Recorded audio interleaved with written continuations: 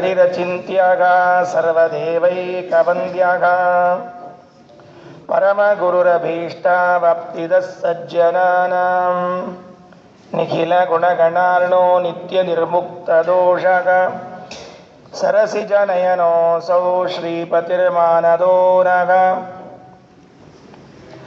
ಅಶೇಷವಾಗ್ಜಾಡ್ಯಮಲಾಪಧಂತ್ರಿ ನವಂ ನವಂ ಸ್ಪಷ್ಟಸುವಾಕ್ಪ್ರದಾಯಿನಿ ಮಮೇಘಜಿಹ್ವಾಗ್ರಸುರಂಗನರ್ತಕೀ ಭವಪ್ರಸನ್ನ ವದನೆ ಚ ಮೇ ಶ್ರೀಃ ವ್ಯಾಪ್ತಿರ್ಯಸ್ಯ ನಿಜೇ ನಿಜೇನ ಮಘಸಾ ಪಕ್ಷೇ ಸಪಕ್ಷೇ ಸ್ಥಿತಿಃ ವ್ಯಾವೃತ್ತಿಶ್ಚ ವಿಪಕ್ಷತೋಥ ವಿಷಯೇ ಸಕ್ತಿರ್ನ ವೈ ಬಾಧಿತೆ ನೈವಾಸ್ತಿ ಪ್ರತಿಪಕ್ಷಯುಕ್ತಿರತುಲಂ ಶುದ್ಧಂ ಪ್ರಮಾಣಂ ಸಮೇ ಭೂಯಾತ್ ತತ್ವವಿನಿರ್ಣಯಾಯ ಭಗವಾನ್ ಆನಂದತೀರ್ಥೋ ಮುನಿಃ ವಾಣಿತೆ ಕರವಾಣ್ಯಂ ವಚರಣೋ ಹೃದಿ ಸರ್ವದಾ ಮದ್ವಾಕ್ಯಸರಣಿರ್ಭೂಯಾತ್ ಶ್ರೀಮದಾಚಾರ್ಯಭಾವಗ ನಮೋऽस्तु ತಾತ್ವಿಕಾ ದೇವಾಗ ವಿಷ್ಣುಭಕ್ತಿಪರಾಯಣಾಗ ಧರ್ಮಮಾರ್ಗೇ ಪ್ರೇರಯಂತು ಭವಂತಃ ಸರ್ವ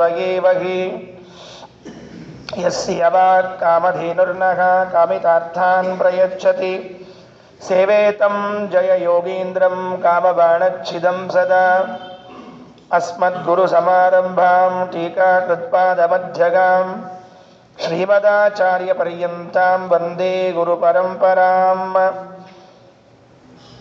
ಪೃಥ್ವೀಮಂಡಲಮಧ್ಯಸ್ಥಾಃ ಪೂರ್ಣಬೋಧಮತಾನುಗಾಃ ವೈಷ್ಣವಾ ವಿಷ್ಣುಹೃದಯಾಃ ತಾನ್ ನಮಸ್ತೆ ಗುರೂನ್ ಮಮ ಆಪಾದಮೌಳಿಪರ್ಯಂತಂ ಗುರುಣಾಂ ಆಕೃತಿಂ ಸ್ಮರೇತ್ ತೇನ ವಿಘ್ನಾಃ ಪ್ರಣಶ್ಯಂತಿ ಸಿದ್ಧ್ಯಂತಿ ಚ ಮನೋರಥಾಃ ಓಷ್ಠಾಪಿಧಾನಾನಕುಲೀದಂತೈಃ ಪರಿವೃತಾಪವಿಃ ಸರ್ವಸ್ಯೈವಾಚ ಈಶಾನಾ ಚಾರುಮಾಮಿಹ ಪಾದಯೇತ್ ಕಾಂತಾಯ ಕಲ್ಯಾಣಗುಣೈಕಧಾಮ್ನೇ ನವದ್ಯುನಾಥ ಪ್ರತಿಮಪ್ರಭಾಯ ನಾರಾಯಣಾಯಾಖಿಲ ಕಾರಣಾಯ ಶ್ರೀಪ್ರಾಣನಾಥಾಯ ನಮಸ್ಕರೋಮಿ ಭುಜಂಗಭೂತೇಶ ವಿಹಂಗಪಾದಿಕೈಃ ಪ್ರಬಂಧಿತಃ ಸಾವಸರಪ್ರತಿಕ್ಷಣೈಃ ನನಾಮಸೋऽಯಂ ಗುರುಪೂರ್ವಕಾನ್ಯತೇನ್ ಅಹೋ ಮಹೀಯೋ ಮಹತಾಂ ವಿಡಂಬನಂ. ಸ್ವಸ್ತಿಯಸ್ತು. ಪೂರ್ಣಪ್ರಜ್ಞತೀರ್ಥರು ಅಂತ ನಾಮಕರಣ ಮಾಡಿದ್ದಾರೆ. ಸನ್ಯಾಸ ಸ್ವೀಕಾರ ವಿಧಿ ಅತ್ಯಂತ ಸೂಕ್ತವಾದ ರೀತಿಯಲ್ಲಿ ಶಾಸ್ತ್ರೋಕ್ತ ಕ್ರಮದಲ್ಲಿ ಸನ್ಯಾಸ ಸ್ವೀಕಾರ ಆಯಿತು. ಕ್ರಿಯಾಕಲಾಪಂ ಸಕಲಂ ಸಕಾಲವಿತ್ ವಿಧಾನ ಮಾರ್ಗೇಣ ವಿಧಾಯ ಕೇವಲಂ ಅಂತ ಹೇಳಿದಂತೆ ಯೋಗ್ಯ ರೀತಿಯಲ್ಲಿ ಸನ್ಯಾಸ ಸ್ವೀಕಾರ. ಯಾಕೆ ಅಂದರೆ ಗುರುಗಳು ಶಿಷ್ಯರು ಇಬ್ಬರು ಪ್ರಸನ್ನವಾದ ಮನಸ್ಸಿನಿಂದ ಸನ್ಯಾಸ ಸ್ವೀಕಾರ ಸನ್ಯಾಸ ದಾನ ಆಗಬೇಕು, ಅರ್ಥಾತ್ ಪ್ರಣವೋಪದೇಶ ಆಗಬೇಕು. ಗುರುಗಳು ಶಿಷ್ಯನ ತಲೆಯ ಮೇಲೆ ಕೈಯಿಟ್ಟು ಈ ಸನ್ಯಾಸ ಜೀವನ ನಿನಗೆ ಸಂಸಾರದಿಂದ ಪಾರುಗಾಣಿಸ್ಲಿ, ಮೋಕ್ಷವನ್ನು ಕರುಣಿಸ್ಲಿ ಅಂತ ಹರಿಸ್ಬೇಕಂತ ಹಾಗೆ ಮಾಡಿದ್ದಾರೆ. ಅಚ್ಯುತ ಪರೀಕ್ಷಾಚಾರ್ಯರು ನಾಮಕರಣ ಆಯಿತು. ಅನಂತಾಸನ ದೇವಾಲಯದಲ್ಲಿ ಬಂದಿದ್ದಾರೆ ಆಚಾರ್ಯರು. ನೂತನ ಶ್ರೀಗಳು ಪ್ರವೇಶ ಮಾಡ್ತಾ ಇದ್ದರೆ ಈಗಾಗಲೇ ಆಶ್ರಮ ತೆಗೆದುಕೊಂಡವರಲ್ಲಿ ಇದ್ದಾರೆ. ಲಿಕುಚ ವಂಶದ ಯತಿಗಳೊಬ್ಬರು ಈ ಪೂರ್ವದಲ್ಲೇ ಅಚ್ಯುತ ಪ್ರೇಕ್ಷರ ಕಡೆಯಿಂದ ಸನ್ಯಾಸ ಸ್ವೀಕಾರ ಮಾಡಿದ್ದಾರೆ. ಅವರೊಬ್ಬರೇ ಅಲ್ಲ, ಇನ್ನೂ ಅನೇಕ ಜನ ಆಶ್ರಮ ಜ್ಯೇಷ್ಠರು ಅಲ್ಲಿ ಇದ್ದಾರೆ. ಆಗ ಈ ಪೂರ್ಣಪ್ರಜ್ಞೆ ಯತಿಗಳು ಒಳಗೆ ಬಂದವರು ಎಲ್ಲರನ್ನ ನೋಡಿದಾಗ ಏನು ಮಾಡಬೇಕು? ಆ 35ನೇ ಪದ್ಯದಲ್ಲಿ ಹೇಳುವಾಗ ಈ ಮುಂದಿನ ಘಟನೆಯನ್ನು ಹೇಳ್ತಾ ಇದ್ದಾರೆ. ಎಷ್ಟೊಂದು ವಿನಯ! ತಾವು ಸ್ವಯಂ ಸರ್ವಜ್ಞರು, ಚತುರ್ದಶ ಭುವನಾಧಿಪತಿಗಳು, ಭಾರತೀಪತಿ, ಭಾವಿ ಸರಸ್ವತೀಪತಿ, ಭಾವಿ ಬ್ರಹ್ಮರಾಗಿದ್ದ ವಾಯುದೇವರು ಯಾರಿಗೂ ತಲೆಬಾಗಿಸುವ ಅವಶ್ಯಕತೆ ಇಲ್ಲ ಭಗವಂತನನ್ನ ಮಹಾಲಕ್ಷ್ಮಿಯನ್ನ ಹೊರತುಪಡಿಸಿ. ಅಂಥದ್ರಲ್ಲಿ ಆಶ್ರಮ ಸ್ವೀಕಾರ ಮಾಡಿದಾಗ ಮನುಷ್ಯರಾಗಿ ಅವತಾರ ಮಾಡಿದಾಗ ಇಲ್ಲಿನ ರೀತಿ ರಿವಾಜುಗಳನ್ನ ಬಿಡಬಾರದು, ಇದರಂತೆ ನಡೆದುಕೊಳ್ಳಬೇಕು ಅಂತನ್ನುವುದನ್ನು ತಿಳಿಸುವುದಕ್ಕಾಗಿ ದಂಡಕಾಷ್ಟವನ್ನು ತೆಗೆದುಕೊಂಡು ಒಳಗೆ ಪ್ರವೇಶ ಮಾಡಿದವರು ಅಚ್ಯುತ ಪ್ರೇಕ್ಷರಿಂದ ಪ್ರಾರಂಭ ಮಾಡಿ ಎಲ್ಲ ಹಿರಿಯರಿಗೆ ನಮಸ್ಕಾರ ಮಾಡಿದರಂತೆ. ಆ ದೃಶ್ಯ ನಮಗೆ ಕಣ್ಣಿಗೆ ಕಾಣಿಸುವ ಹಾಗಿದ್ರೆ ಎಷ್ಟು ಆನಂದ ಪಡ್ತೀವಿ. 11 ವರ್ಷದ ನೂತನ ಸನ್ಯಾಸಿಗಳು, ಪೂರ್ಣಪ್ರಜ್ಞೆ ಯತಿಗಳು ಅನಂತಾಸನ ದೇವಾಲಯದಲ್ಲಿ ಬಂದು ಅವರೆಲ್ಲರಿಗೂ ನಮಸ್ಕಾರ ಆಗ್ತಾ ಇದ್ದಾರಂತೆ. ನನಾಮ ಸೋಯಂ ಗುರುಪೂರ್ವಕಾನ್ ಯತೀನ್ ಅಚ್ಯುತ ಪ್ರೇಕ್ಷರೇ ಮೊದಲಾದ ಎಲ್ಲ ಸನ್ಯಾಸಿಗಳಿಗೆ ನಮಸ್ಕಾರ ಹಾಕಿದ್ರಂತೆ. ಅಹೋ ಮಹೀಯ ಮಹತಾಂ ವಿಡಂಬನಂ, ದೊಡ್ಡವರ ನಾಟಕ ಇನ್ನೂ ದೊಡ್ಡದು, ದೊಡ್ಡವರ ವಿಡಂಬನೆ ಇನ್ನೂ ದೊಡ್ಡದು. ಸಾಮಾನ್ಯವಾಗಿ ಸಣ್ಣವರು ಸಣ್ಣ ಪುಟ್ಟ ವಿಡಂಬನೆಯನ್ನ ಮಾಡಿದರೆ ಅದಕ್ಕೊಂದು ಬೇರೆ ಅರ್ಥ ಇರ್ತದೆ. ದೊಡ್ಡವರ ವಿಡಂಬನೆಯಲ್ಲಿ ದೊಡ್ಡದೇ ಅರ್ಥ ಇರ್ತದೆ. ಮಹೀಯ ಮಹತಾಂ ವಿಡಂಬನಂ, ಎಂಥವರು ನಮಸ್ಕಾರ ಮಾಡಿದವರು. ಭುಜಂಗ ಭೂತೇಶ ವಿಹಂಗ ಪಾದಿಕೈಹಿ, ಭುಜಂಗ ಶೇಷದೇವರು, ಭೂತೇಶ ರುದ್ರದೇವರು, ವಿಹಂಗಪ ಗರುಡದೇವರು. ಗರುಡಶೇಷ ರುದ್ರದೇವರು ಎಲ್ಲರೂ ಕೂಡ ಯಾವ ವಾಯುದೇವರಿಗೆ ನಮಸ್ಕಾರ ಮಾಡಬೇಕು ಅಂತ ಹೇಳಿ ಸಾವಸರ ಪ್ರತಿಕ್ಷಣೈಹಿ ಕಾಯ್ತಿರ್ತಾರಂತೆ ಸರದಿಯಲ್ಲಿ ನಿಂತುಕೊಂಡು. ನಮ್ಮ ಪಾಳಿ ಯಾವಾಗ ಬರ್ತದೆ, ನಾವು ಯಾವಾಗ ವಾಯುದೇವರಿಗೆ ನಮಸ್ಕಾರ ಮಾಡೀವಿ ಅಂತ ಕಾಯ್ತಾ ಇರ್ತಾರೋ. ಕಿಂಕರಾಹ ಶಂಕರಾದ್ಯಾಹ, ವಾಯುಸ್ತುತಿಯಲ್ಲಿ ಹೇಳುವಾಗ ವಾಯುದೇವರ ಸೇವಕರು ಯಾರು? ಕಿಂಕರಾಹ ಶಂಕರಾದ್ಯಾಹ. ಷಟ್ಪ್ರಶ್ನ ಉಪನಿಷತ್ತಿನಲ್ಲಿ ಹೇಳುವಾಗ ರುದ್ರದೇವರಿಂದ ಪ್ರಾರಂಭ ಮಾಡಿಕೊಂಡು ಎಲ್ಲ ದೇವತೆಗಳು ನಿಂತು ವಾಯುದೇವರ ಸ್ತೋತ್ರವನ್ನ ಮಾಡಿದರಂತೆ. ವಾಯುದೇವ, ನಮ್ಮ ಹೆಸರುಗಳು ನಿಮ್ದೇ ಇದು, ನಿಜವಾಗಿಯೂ ಕೂಡ ನಮ್ದಲ್ವೇ ಅಲ್ಲ. ರುದ್ರೋಸಿ ಪ್ರಜಾಪತಿ ತ್ವಂಪ್ರಾಣೋಸಿ, ಎಲ್ಲ ನೀನೇ ಆಗಿದ್ದೀಯಾ ಅಂತ ಹೇಳಿ ಎಲ್ಲ ದೇವತೆಗಳು ಪ್ರಾಣದೇವರಿಗೆ ಸ್ತೋತ್ರ ಮಾಡಿ ಶಿರಸಾಷ್ಟಾಂಗ ವಂದನೆಗಳನ್ನು ಮಾಡಿದ್ದಾರಂತೆ. ಅಂತಹ ವಾಯುದೇವ ಪೂರ್ವಾಶ್ರಮದ ವಾಸುದೇವ ಉತ್ತರಾಶ್ರಮದಲ್ಲಿ ಪೂರ್ಣಪ್ರಜ್ಞ ತೀರ್ಥರು ಗುರುಗಳಿಗೆಲ್ಲ ನಮಸ್ಕಾರ ಮಾಡಿದರು. ಅವತ್ತು ಇಡೀ ದಿನದ ಕಾರ್ಯಕ್ರಮ ನಡೀತಂತೆ. ಬಹಳ ಚೆನ್ನಾಗಿದೆ. ಎಷ್ಟನ್ನ ನಾನು ವಿಸ್ತಾರವಾಗಿ ಹೇಳಿದರು ಆಚಾರ್ಯ ಚರಿತ್ರೆ ಅದು ಎಂಡ್ಲೆಸ್. ಭುವನಾದ್ಭುತ ಮಧ್ವಚೇಷ್ಟಿತಂ ನವದೇಮಾಪಿ ಸುರಾಯುಷಾವಯಂ. ದೇವತೆಗಳ ಆಯುರ್ಮಾನವನ್ನು ತೆಗೆದುಕೊಂಡ್ರೂ ನಮ್ಮ ಆಚಾರ್ಯ ಚರಿತ್ರೆಯನ್ನು ಹೇಳಲಿಕ್ಕೆ ಸಾಧ್ಯ ಇಲ್ಲ. ಅವತ್ತು ಪೂಜೆ ಆಯಿತು, ದೇವರ ಪೂಜೆ ಮುಗಿಯಿತು, ತೀರ್ಥ ಆಯಿತು, ಭೋಜನ ಸ್ವೀಕಾರ ಆಯಿತು. ಯಾಕೆ ನಿನ್ನೆ ದಿವಸ ಉಪವಾಸ, ಹಿಂದಿನ ದಿವಸ ಉಪವಾಸ ಇರಬೇಕು. ಶ್ರೀಗಳಾಗವರು ಸನ್ಯಾಸ ಸ್ವೀಕಾರ ಮಾಡೋರು ಹಿಂದೆ ಉಪವಾಸ, ಆತ್ಮಶ್ರಾದ್ದಾದಿಗಳು ಎಲ್ಲ ಆಗಿರ್ತದೆ. ಅವತ್ತೇನಿಲ್ಲ, ಜಾಗರಣೆ ಆಗಿರ್ತದೆ. ಮಾರನೇ ದಿವಸ ಸನ್ಯಾಸ ಆದ ಮೇಲೆ ಗುರುಗಳು ಪ್ರಣವೋಪದೇಶ ಮಾಡಿದ ಮೇಲೆ, ನಾಮಕರಣ ಮಾಡಿದ ಮೇಲೆ ದೇವರ ಪೂಜೆ, ಇವರ ಆನ್ಹೀಕಗಳು ಎಲ್ಲ ಆಗಬೇಕು. ಅವತ್ತಿನಿಂದಲೇ 3,000 ಪ್ರಣವ ಜಪ ಮಾಡಬೇಕು, ಓಂಕಾರ ಜಪ ಮಾಡಬೇಕು. 10 ಗಾಯತ್ರಿ ಮಾಡಿ ಆಚಾರ ಅಂತೀವಿ ನಾವು. ಬಾಬಾ ಬಾಬಾ ಬಾಬಾ ಹೇಳ್ಬೇಕಾದ್ರೆ 10 ಗಾಯತ್ರಿ, ವಾ ಬಹಳ ತಮ್ಮ, ನಾಳೆ ಸ್ವಲ್ಪ ಕಡಿಮೆ ಮಾಡಿ, ತ್ರಾಸ ಆಗ್ತದೆ. ಇನ್ನೆಷ್ಟು ಕಡಿಮೆ ಮಾಡ್ಬೇಕ್ರಿ ಆಚಾರ? 1 ಮುಗೀತು. ಯಾಕಂದ್ರೆ ದಶಾಂಶ ರೀ ನಮ್ದು. 1000ಕ್ಕೆ ದಶಾಂಶ 100, 100ಕ್ಕೆ ದಶಾಂಶ 10, 10ಕ್ಕೆ 1 ಮುಗಿದೋದು ಕೆಲಸ. 3,000 ಪ್ರಣವ ಮಂತ್ರವನ್ನ, ಏನು ಆನಂದ! ಆ 11 ವರ್ಷದ ಯತಿಗಳು ಅನಂತಾಸನ ದೇವಾಲಯದಲ್ಲಿ ಕುಳಿತುಕೊಂಡು ಮಡಿಯುಟ್ಟು ಮಡಿಯಲ್ಲಿ ಬಂದು ಪ್ರಣವ ಜಪವನ್ನು ಮಾಡ್ತಾ ಇದ್ರೆ, ಅಚ್ಯುತ ಪ್ರೇಕ್ಷರ ದೇವರ ಪೂಜೆಯನ್ನು ಮಾಡ್ತಾ ಇದ್ದು, ಎಲ್ಲ ಸನ್ಯಾಸಿಗಳು ಆ ದೇವರ ಪೂಜೆಯನ್ನು ಕಾಣ್ತಾ ಇದ್ದದ್ದು. ಪೂಜೆ ಮುಗಿದ ಮೇಲೆ ಎಲ್ಲರಿಗೂ ತೀರ್ಥ ಪ್ರಸಾದಗಳು ಊಟ ವಿತರಣೆ ಆಯಿತು. ಅವತ್ತು ವಿಶ್ರಾಂತಿ, ರಾತ್ರಿ ಮಲಗಿದ್ರೆ ಎಲ್ಲರೂ. ಯಾಕಂದ್ರೆ ಮುಗೀತಲ್ಲ ಅವತ್ತು ಕಾರ್ಯಕ್ರಮ. ಮಾರನೇ ದಿವಸ ಬೆಳಿಗ್ಗೆ ಗುರುಗಳು ಎದ್ರಂತೆ. ಅಚ್ಯುತ ಪ್ರೇಕ್ಷರು ಸನ್ಯಾಸಿಗಳು ಏನ್ ಮಾಡಿರ್ತಾರೆ, ಸ್ವಾಮಿಗಳು, ಹೊಸ ಸ್ವಾಮಿಗಳು ಏನ್ ಮಾಡ್ಲಿಕ್ಕತ್ತಾರ ನೋಡೋಣ ಅಂತ ಬಂದ್ರಂತೆ. ಅವರು ಬರೋದ್ರಲ್ಲಿ ಏನಾಗಿತ್ತು? 36ನೇ ಪದ್ಯ. ವರಾಶ್ರಮಾಚಾರ ವಿಶೇಷ ಶಿಕ್ಷಣಂ ವಿಧಿತ್ಸುರಸ್ಯ ಚರಿತಂ ನಿಶಾಮಯನ್ ವಿಶೇಷ ಶಿಕ್ಷಾಂ ಸ್ವಯಮಾಪ್ಯಧೀರಧೀಹಿ ಯತೀಶ್ವರೋ ವಿಸ್ಮಯವಾಯತಾಂತರಂ. ಬಂದು ನೋಡೋಣ ಅಂತ ಹೇಳಿ ಅಚ್ಯುತ ಪ್ರೇಕ್ಷ ತೀರ್ಥರು ಎದ್ದು ಬರ್ತಾರಂತೆ. ಬರುವುದರ ಒಳಗಾಗಿ ಪೂರ್ಣಪ್ರಜ್ಞ ತೀರ್ಥರು ಅನಂತ ಸರೋವರದಲ್ಲಿ ಸ್ನಾನ ಮಾಡಿ ಆನ್ಹೀಕ ಮುಗಿಸಿ ಜಪ ಮಾಡ್ತಾ ಕೂತಿದ್ರಂತೆ. ಗುರುಗಳು ಬರುವುದರೊಳಗಾಗಿ ಶಿಷ್ಯರು ಜಪ ಮಾಡ್ತಾ ಕೂತಿದ್ರಂತೆ. ಇವ್ರಿಗೆ ಆಶ್ಚರ್ಯ, ಏನಿದು ಸ್ವಾಮಿಗಳು ಎದ್ದಿರ್ತಾರೋ ಇಲ್ಲೋ ಅಂತ ತಿಳ್ಕೊಂಡಿದ್ವಿ. ನಿನ್ನೆ ಬಹಳ ಶ್ರಮ ಆಗಿತ್ತು ಸ್ವಾಮಿಗಳಿಗೆ, ಹಿಂಗಾಗಿ ಗಡದ್ದಾಗಿ ಮಂಚದ ಮೇಲೆ ಮುಸುಗ್ ಹಾಕೊಂಡು ಮಲ್ಕೊಂಡ್ಬಿಟ್ಟಿರ್ತಾರೆ. ಕೆಲವು ಹಂಗೆ ಆಗಿರ್ತದ್ರಿ, ಹೇಳಿಕ್ ಹೋಗ್ಬಾರ್ದು, ಹಂಗೆಲ್ಲ ಹಂಗಿರ್ತಾವ.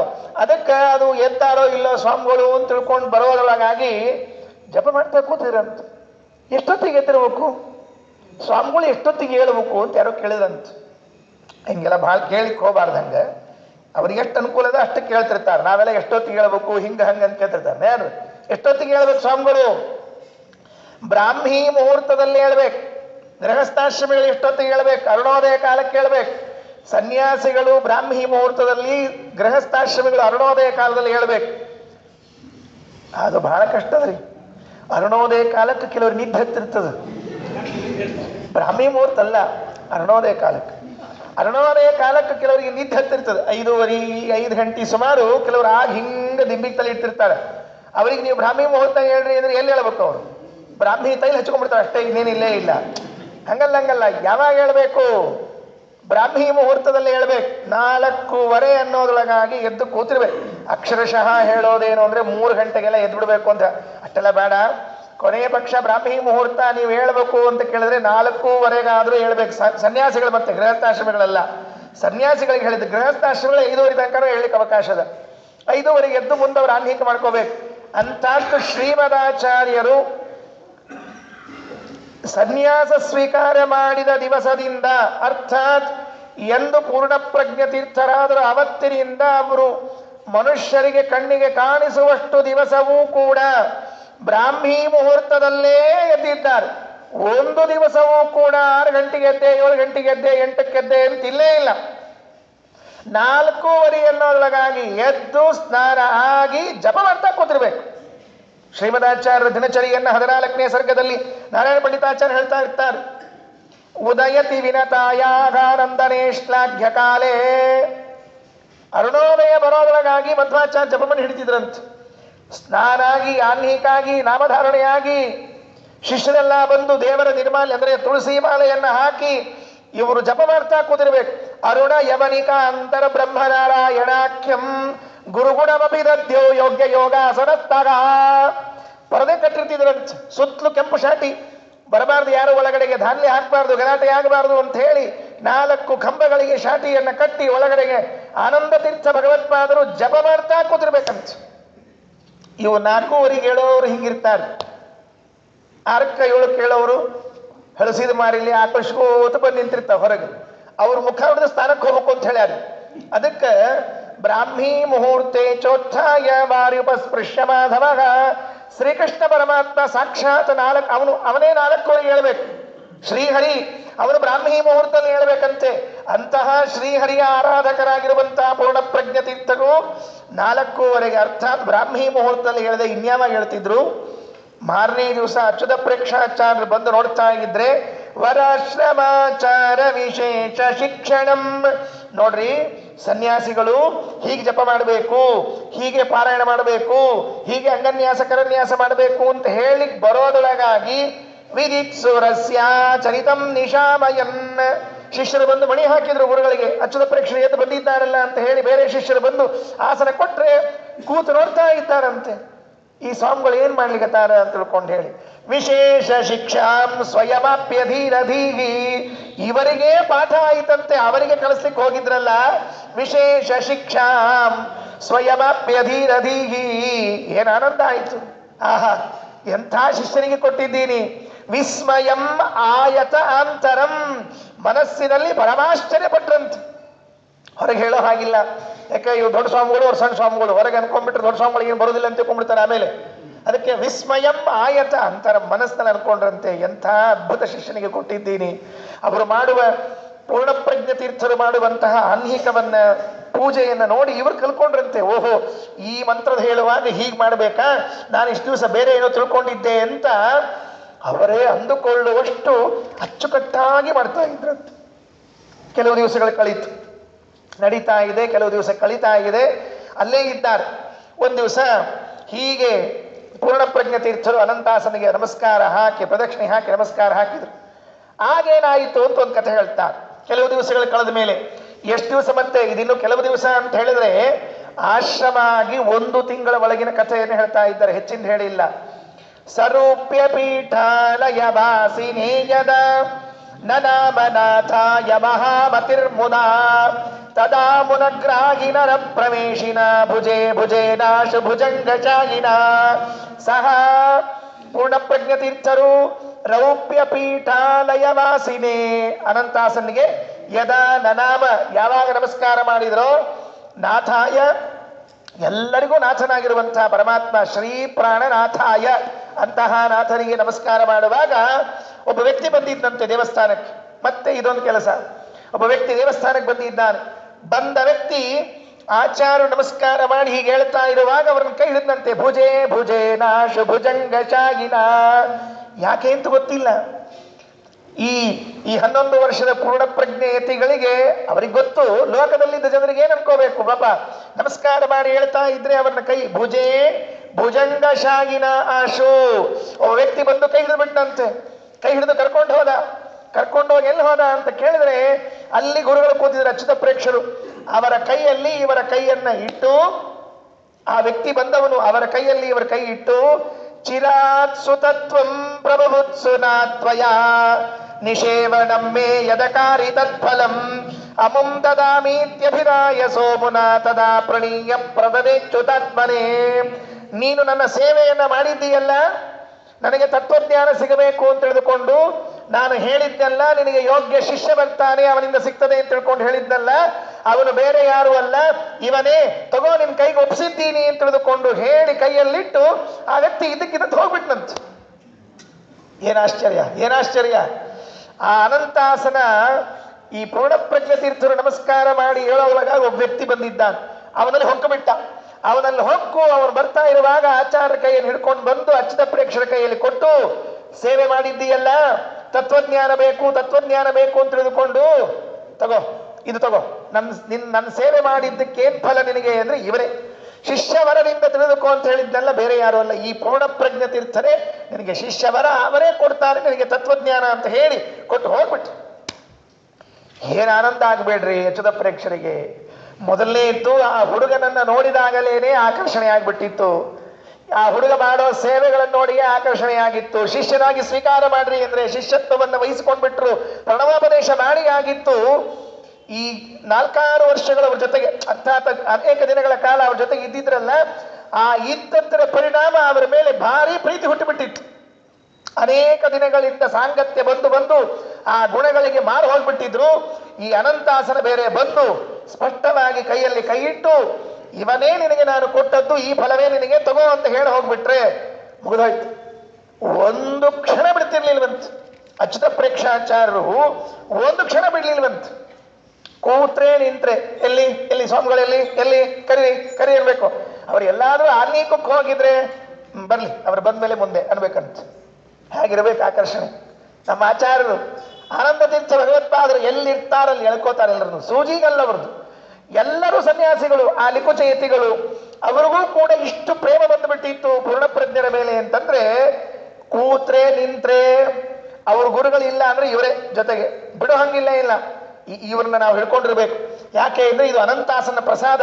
ಈ ಅನಂತಾಸನ ಪ್ರಸಾದವನ್ನ ಬಿಟ್ಟು ಹೋಗೋ ಹಾಗಿಲ್ಲ ಅಂತ ಆ ಲಿಕುಚಯತಿಗಳು ಮತ್ತು ಅಚ್ಯುತ ಪ್ರೇಕ್ಷರು ಸದಾ ಕಾಲ ಅವ್ರ ಜೊತೆಗೆ ಇರ್ತಿದ್ರಂತ.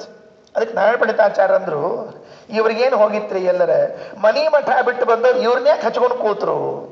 ಈಗ ಎಲ್ಲಾ ಬಿಟ್ಟವ್ರಿಗೆ ಇದ್ರ ಮೇಲೆ ಯಾಕೆ ವ್ಯಾಮೋಹ ಪ್ರಶ್ನೆ ಬರ್ತಿತ್ತು ನೋಡ್ರಿ. ಹಂಗ ಎಲ್ಲಾ ಬಿಟ್ಟವ್ರಿಗೆ ಇದ್ರ ಮೇಲೆ ಯಾಕೆ ವ್ಯಾಮೋಹ ಅಂದ್ರೆ ಅದಕ್ಕೆ ಉತ್ತರ ಹೇಳ್ತಾರೆ. ಅನುಗ್ರಹಂ ತಂ ಪ್ರತಿಗೃಹ್ಯ ಸಾದರಂ ಮುದಾತ್ಮನಾಪ್ತಾಂ ಕೃತಕೃತ್ಯತಾಂ ಸ್ಮರನ್ ಅಭೂತ ಸಂಗೋಪಿ ಸತತ್ಸು ಸಂಗವಾನ್ ಅಸಂಗಭೂಷಾನನು ಸಾಧು ಸಂಗೀತ. ಅನುಗ್ರಹಂ ತಂ, ಆ ಅನಂತಾಸನ ಮಾಡಿದ ಅನುಗ್ರಹವನ್ನು ಸಾದರಂ ಅತ್ಯಂತ ಭಕ್ತಿಪೂರ್ವಕವಾಗಿ ಆದರಪೂರ್ವಕವಾಗಿ ಆತ್ಮನಾಪ್ತಾಂ ಕೃತಕೃತ್ಯತಾಂ ಸ್ಮರಂ. ಧನ್ಯ ಧನ್ಯ ಧನ್ಯ, ನಾವೇ ಧನ್ಯ, ಇನ್ನೇನ್ ಬೇಕಾಗಿಲ್ಲ ಅಲ್ರಿ ಆಚಾರ್ಯ. ಮತ್ತೆ ಈ ಕೇಳಿ ಪ್ರಶ್ನೆಗೆ ಉತ್ತರ ಕೊಡ್ಲೇ ಇಲ್ಲ ನೀವು. ಎಲ್ಲಾ ಬಿಟ್ಟವ್ರು ಇವರಿಗೆ ಹಾಕಿದ ಹುಚ್ಚು ಅಂದ್ರೆ ಅಭೂತ್ ಅಸಂಗೋಪಿ, ಹೌದು ಅಸಂಗ, ವಿಷಯ ಸಂಘ ಪರಿತ್ಯಾಗ ಮಾಡಿದ್ರು ಕೂಡ ಆ ವಿಷಯ ಸಂಘ ಪರಿತ್ಯಾಗಕ್ಕೆ ಶೋಭೆ ಯಾವುದು ಗೊತ್ತಾ? ಸಜ್ಜನರ ಸಹವಾಸ. ಬೇರೆ ಇನ್ನೇನಿಲ್ಲ. ಅಸಂಗಭೂಷ ನಾನು ಸಾಧು ಸಂಗೀತ. ಸಜ್ಜನರ ಜೊತೆಗೆ ಸಹವಾಸ ಮಾಡೋದೇ ನಿಜವಾದ ವೈರಾಗ್ಯ. ನಾವೆಲ್ಲ ಬಿಟ್ಟಿವಿ ಸಜ್ಜನರು ಬಿಟ್ಟರೆ ಗತಿ ಏನು ಮುಂದೆ? ಆಚಾರ್ಯ ಸ್ವಾಮಿಗಳಾದ್ಮೇಲೆ ಎಲ್ಲ ಬಿಡ್ಬೇಕಂತ ಯಾರ? ನಾವು ಪಾಠ ಪ್ರವಚನ ಬಿಟ್ಬಿಟ್ಟು. ಹೌದು, ಮತ್ತೆ ಸನ್ಯಾಸಿ ಆದ್ಮೇಲೆ ಎಲ್ಲ ಬಿಡ್ಬೇಕಂತ ಯಾರ? ಎಲ್ಲ ಬಿಡ್ಬೇಕು ಅಂದ್ರೆ ಪಾಠ ಪ್ರವಚನ ಬಿಡ್ಬೇಕು ಅಂತ ಅರ್ಥ ಅಲ್ಲ, ಸಜ್ಜನರು ಬಿಡ್ಬೇಕು ಅಂತ ಅರ್ಥ ಅಲ್ಲ. ವಿಷಯ ಪದಾರ್ಥಗಳನ್ನು ಬಿಡ್ರಿ ಅಂತ ಅರ್ಥ. ಅಸಂಗ ಭೂಷ ನಾನು ಸಾಧು ಸಂಗೀತ. ವೈರಾಗ್ಯದ ಆಭರಣ ಯಾವುದು ಅಂದ್ರೆ ಸಜ್ಜನರ ಸಹವಾಸ. ಭಾಗವತದಲ್ಲಿ ಋಷಭನಾಮಕ ಪರಮಾತ್ಮ ಅವರು ಮಕ್ಕಳನ್ನೆಲ್ಲ ಕರೆದು ಹೇಳಿದ, ಇಲ್ಲಿ ಬರಲಿ, ದೇವರು 100 ಜನ ಮಕ್ಕಳು ದೇವರಿಗೆ, ಋಷಭನಾಮಕ ಪರಮಾತ್ಮನಿಗೆ ಎಲ್ಲರೂ ಕರೆದು ಹೇಳ್ತಾನಂತ, ನಾ ಅಂತೂ ಈಗ ಹೊಂಟೀನಿ, ನೀವು ಮುಂದೆ ಏನ್ ಮಾಡ್ಬೇಕಂತ ಮಾಡ್ರಿ ಅಂತ ಕೇಳಿದಂತ.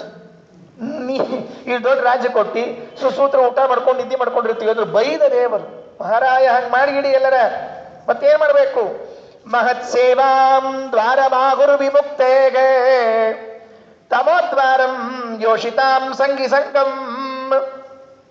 ಸಜ್ಜನ ಸಹವಾಸ ಮಾಡ್ರಿ, ದೊಡ್ಡವರ ಸೇವೆಯನ್ನ ಮಾಡ್ರಿ.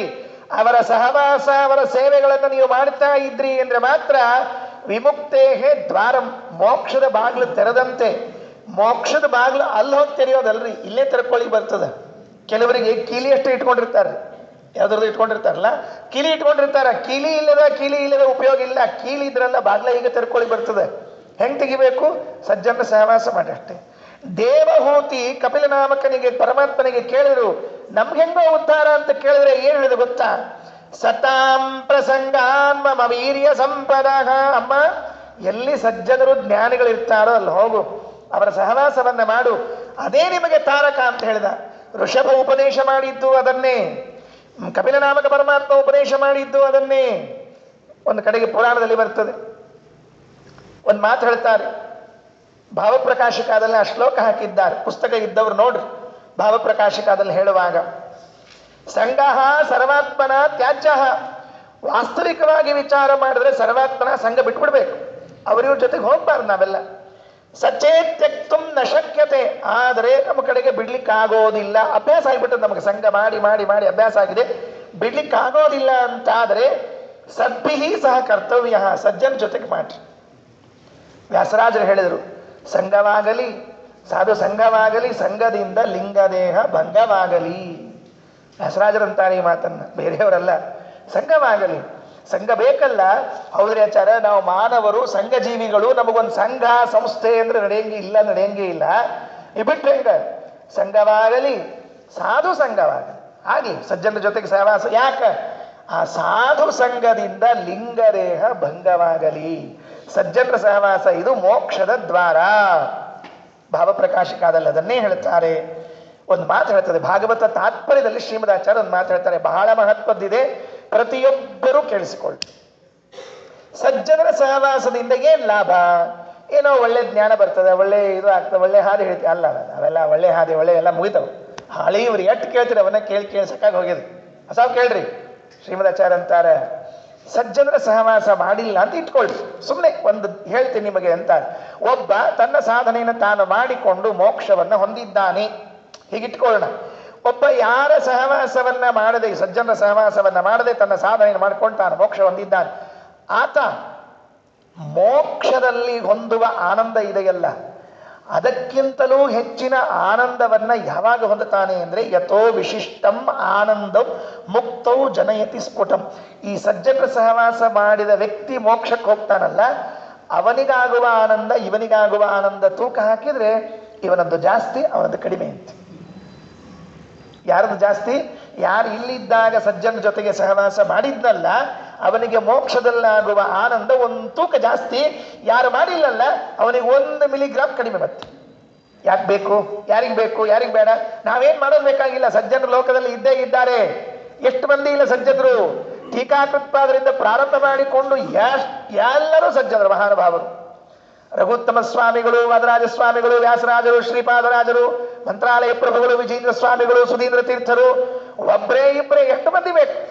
ಇಷ್ಟೆಲ್ಲ ಮಹಾನುಭಾವರು ಸಜ್ಜನರು ಇದ್ದಾಗ ಅವರ ಸಹವಾಸವನ್ನ ಮಾಡ್ತಾ ಇದ್ರೆ, ಹಾಗೇ ಮೋಕ್ಷಕ್ಕೆ ಹೋಗೋ ಯೋಗ್ಯತೆ ಇದ್ರೂ ಕೂಡ ಸ್ವಲ್ಪ ಸಜ್ಜನ ಸಹವಾಸ ಮಾಡಿದ್ರೆ ಸ್ವಲ್ಪ ಜಾಸ್ತಿ ಪುಣ್ಯ ಸಿಕ್ಕೀತು, ಜಾಸ್ತಿ ಆನಂದ ಸಿಕ್ಕೀತು. ಆಚಾರ ಅವರೆಲ್ಲ ಸಿಗ್ತಾರೆ ನಮಗೆ ಸಹವಾಸ ಮಾಡ್ಲಿಕ್ಕೆ. ಈಗ ಕೆಲವು ಹಿಂದಲೇ ಪ್ರಶ್ನೆ ಕೇಳ್ಬಿಡ್ತಿರ್ತಾರೆ.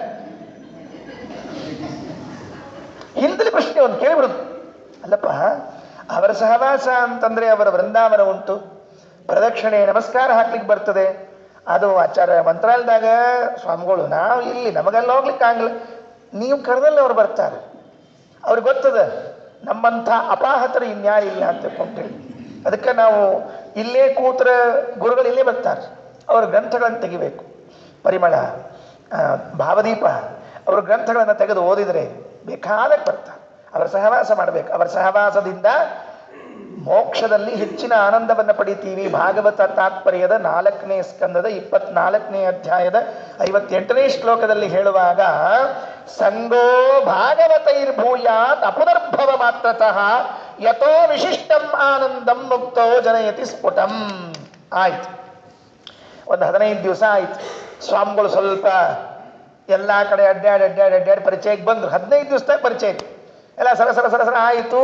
ದಿವಸ ಬರೋದು ಹೋಗೋದು, ಯಾಕಂದ್ರೆ ಹೊಸ ಸ್ವಾಮಿಗಳು ನೋಡ್ಲಿಕ್ಕೆ ಅಂತ ಸುತ್ತಲಿಂದ ಊರಿನ ಜನ ಬರೋರಿಪ್ಪ.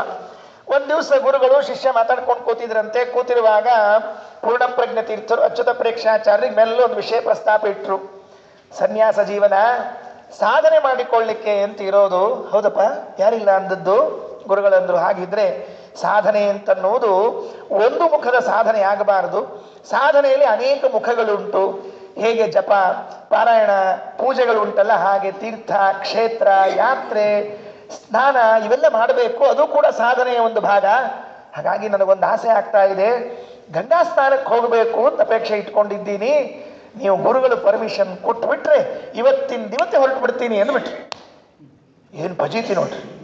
ಇನ್ನೂ ಸ್ವಾಮಿಗಳಾಗಿ 15 ದಿವಸ ಆಗಿಲ್ಲ, ಈಗಿಂದ ಗಂಗಾ ಸ್ನಾನಕ್ಕೆ ಹೊರಡ್ತೀನಿ ಅಂತ. ವಾಸ್ತವಿಕವಾಗಿ ಗಂಗಾ ಸ್ನಾನ ಮಹತ್ವದ್ದಲ್ಲ. ಅಲ್ಲಿ ಪರವಾದಿಗಳ ನಿಗ್ರಹ ಮಾಡಬೇಕು. ಹೋಗುವಾಗ ಎಲ್ಲ ಕ್ಷೇತ್ರಗಳಲ್ಲಿ ಎಷ್ಟು ಜನ ಪರವಾದಿಗಳು ಸಿಗುತ್ತಾರೋ ಎಲ್ಲರನ್ನ ವಾದ ಮಾಡಿ ಮಾಡಿ ಮಾಡಿ ಅವರನ್ನೆಲ್ಲ ಅಳ್ಳಾಡಿಸ್ಬಿಡ್ಬೇಕು. ಅದು ಆಚಾರ್ಯರ ಉದ್ದೇಶ. ಮೇಲ್ನೋಟಕ್ಕೆ ಇಲ್ಲ ಗಂಗಾ ಸ್ನಾನ. ಇವರೇನು ಗಂಗಾ ಸ್ನಾನ ಮಾಡಬೇಕು? ಪರೀಕ್ಷಿತ ರಾಜರಿಗಿಂತಲೂ ಕೆಳಗಿನ ಕಕ್ಷೆಯಲ್ಲಿ ಬರುವ ಗಂಗೆ. ಪರೀಕ್ಷಿತ ರಾಜರಿಗೆ ಅಜ್ಜನಾದವರು ಭೀಮಸೇನ, ಅವರಿಗೆ ಗಂಗಾ ಸ್ನಾನ ಬೇಕಾ? ಆದರೂ ಗಂಗಾ ಸ್ನಾನ ಮಾಡಬೇಕು, ಮಾಡೋದಿಲ್ಲ ಅಂತಂದಿಲ್ಲ. ಮತ್ತೆ ನಾನು ಹಾಗೆ ಹೇಳ್ತಿಲ್ಲ, ಯೋಗ್ಯತೆಯಲ್ಲಿ ಬಹಳ ದೊಡ್ಡವರು. ಆದರೆ ಹರಿಪಾದೋದಕ ಸ್ನಾನ ಮಾಡಬೇಕು, ಗಂಗಾ ಸ್ನಾನ ಮಾಡಬೇಕು ಅಂತ ನಮಗೆ ಪಾಠ. ಅವರ ಮೂಲ ಉದ್ದೇಶ ಪಾಠ ಪ್ರವಚನಗಳ ಜೊತೆಗೆ ಪರವಾದಿ ನಿಗ್ರಹ ಆಗಬೇಕು ಅಂತ ಹೇಳಿ ಗುರುಗಳ ಮುಂದೆ ಒಂದು ಅಪ್ಲಿಕೇಶನ್ ಇಟ್ಟರು. ಈಯಾ ಸತಿ ಸ್ವಸ್ತಟಿ ನಿಮ್ಮುಹುರ್ಮುಹು ನಮತ್ಯನುಜ್ಞಾರ್ಥಿನಿ ಭೂರಿ ಚೇತಸಿ ತಮಸ್ಮರತ್ ಸ್ವಾಮಿನಮೇವ ದೂರಧೀಹಿ ಗುರುರ್ ಭವಿಷ್ಯದ್ ವಿರಹಾಗ್ನಿಶಂಕಯ. ಒಂದ್ಸಲ ಕೇಳಿದ್ರು, ಒಂದು ದಿವಸ ಕೇಳಿದ್ರು, ನಾಳೆ ನೋಡೋಣ, ವಿಚಾರ ಮಾಡಿ ನೋಡೋಣ, ನಾಳೆ ಹಾಕ್ಬಿಟ್ರು. ಈ ಯಾವಾಗಲೂ ಹಿಂಗೆ ಇರ್ತದ್ರಿ ಗುರುಗಳದೇನೋ ಸ್ವಭಾವ ಅಂದ್ರೆ, ಹೇಳಿದ ಕೂಡಲೇ ಅವರಿಗೇನೋ 108 ತಲೆಯಲ್ಲಿ ಇರ್ತದೆ. ಆಗಿಂದಾಗ ಹೇಳಿಕ್ಕೆ ಆಗೋದಿಲ್ಲ. ನಾಳೆ ಆಯ್ತು, ಬಿಡ್ಬೇಕಲ್ಲ ಈ ಆಚಾರಿ, ಛೋಟಾ ಆಚಾರಿ ಬಿಡೋದಿಲ್ಲ ಅವರು. ನಾಳೆ ಬಂದರು, ನಿನ್ನೆ ಹೇಳಿದ್ದೆ, ಒಂದು ಮಾತು ನಿಮ್ಮ ಕಿವಿಯಲ್ಲಿ ಹಾಕೋಣ ಅಂತ ಬಂದಿದ್ದೀನಿ, ಗಂಗಾ ಸ್ನಾನಕ್ಕೆ ಹೋಗ್ಬೇಕು, ಅಪ್ಪಣೆ ಕೊಡ್ರಿ ಅಂತ. ಇಲ್ಲ, ಇನ್ನೊಂದು 2-3 ದಿವಸ ಆಗಲಿ, ಆಮೇಲೆ ಹೇಳ್ತೀನಿ ಅಂದರು. ಮತ್ತೆ 4 ದಿವಸ ದುಡ್ಬಿಟ್ರಿ. ಒಳಗಿನ ಕಾರಣ ಏನು? ವಿರಹಾಗ್ನಿ ಶಂಕಯ. ಎಲ್ಲಿ ಯತಿಗಳ ವಿರಹ ಆಗಿತ್ತು ನನಗೆ. ಏನ್ರಿ, ಏನು ಆಶ್ಚರ್ಯ. ಅವ್ರ ವಯಸ್ಸೇನು, ಇವ್ರ ವಯಸ್ಸೇನು, ಅವ್ರು ಎಷ್ಟು ವಿರಕ್ತರು, ಇವ್ರು ಈ ಸ್ವಾಮಿಗಳಾಗಿ ಬಂದದ್ದು. ವಿರಹಾಗ್ನಿ ಶಂಕಯ. ಎಲ್ಲಿ ಪೂರ್ಣಪ್ರಜ್ಞರನ್ನು ನಾನು ಬಿಟ್ಬಿಡ್ತೀನಿ, ನನಗೆ ಪೂರ್ಣಪ್ರಜ್ಞರು ದೂರ ಆಗಿಬಿಡ್ತಾರೆ. ಯಾರಿಗೆ ಆಚಾರ್ಯ ಶಾಸ್ತ್ರವನ್ನ ಕೇಳದೆ ಇರ್ಲಿಕ್ಕೆ ಆಗೋದಿಲ್ಲ ಅಂತಿದೆಯೋ ಅವರೆಲ್ಲ ಅಚ್ಯುತ ಪ್ರೇಕ್ಷರ ಪೈಕಿನೇ ಬಿಟ್ಟುಕೊಳ್ರಿ. ನಾನು ನಿತ್ಯದಲ್ಲಿ ಒಂದು ಶ್ಲೋಕವನ್ನ ಶ್ರೀಮದಾಚಾರ್ಯ ಶಾಸ್ತ್ರ ಕೇಳ್ತೀನಿ ಅಂತ ಅನ್ಕೊಂಡಿದ್ರೆ ಏನ್ ಫಲ ಸಿಗುತ್ತೆ ಅಂತ ಮುಂದಿನ ಶ್ಲೋಕದಲ್ಲಿ ನೋಡ್ಕೊಂಡು ಗೊತ್ತಾಗುತ್ತೆ. ನಿತ್ಯ ಒಂದು ಶ್ಲೋಕ, ಸರ್ವಮೂಲ ಗ್ರಂಥಗಳಲ್ಲಿ ಒಂದು ವಾಕ್ಯ ಕೇಳಬೇಕು.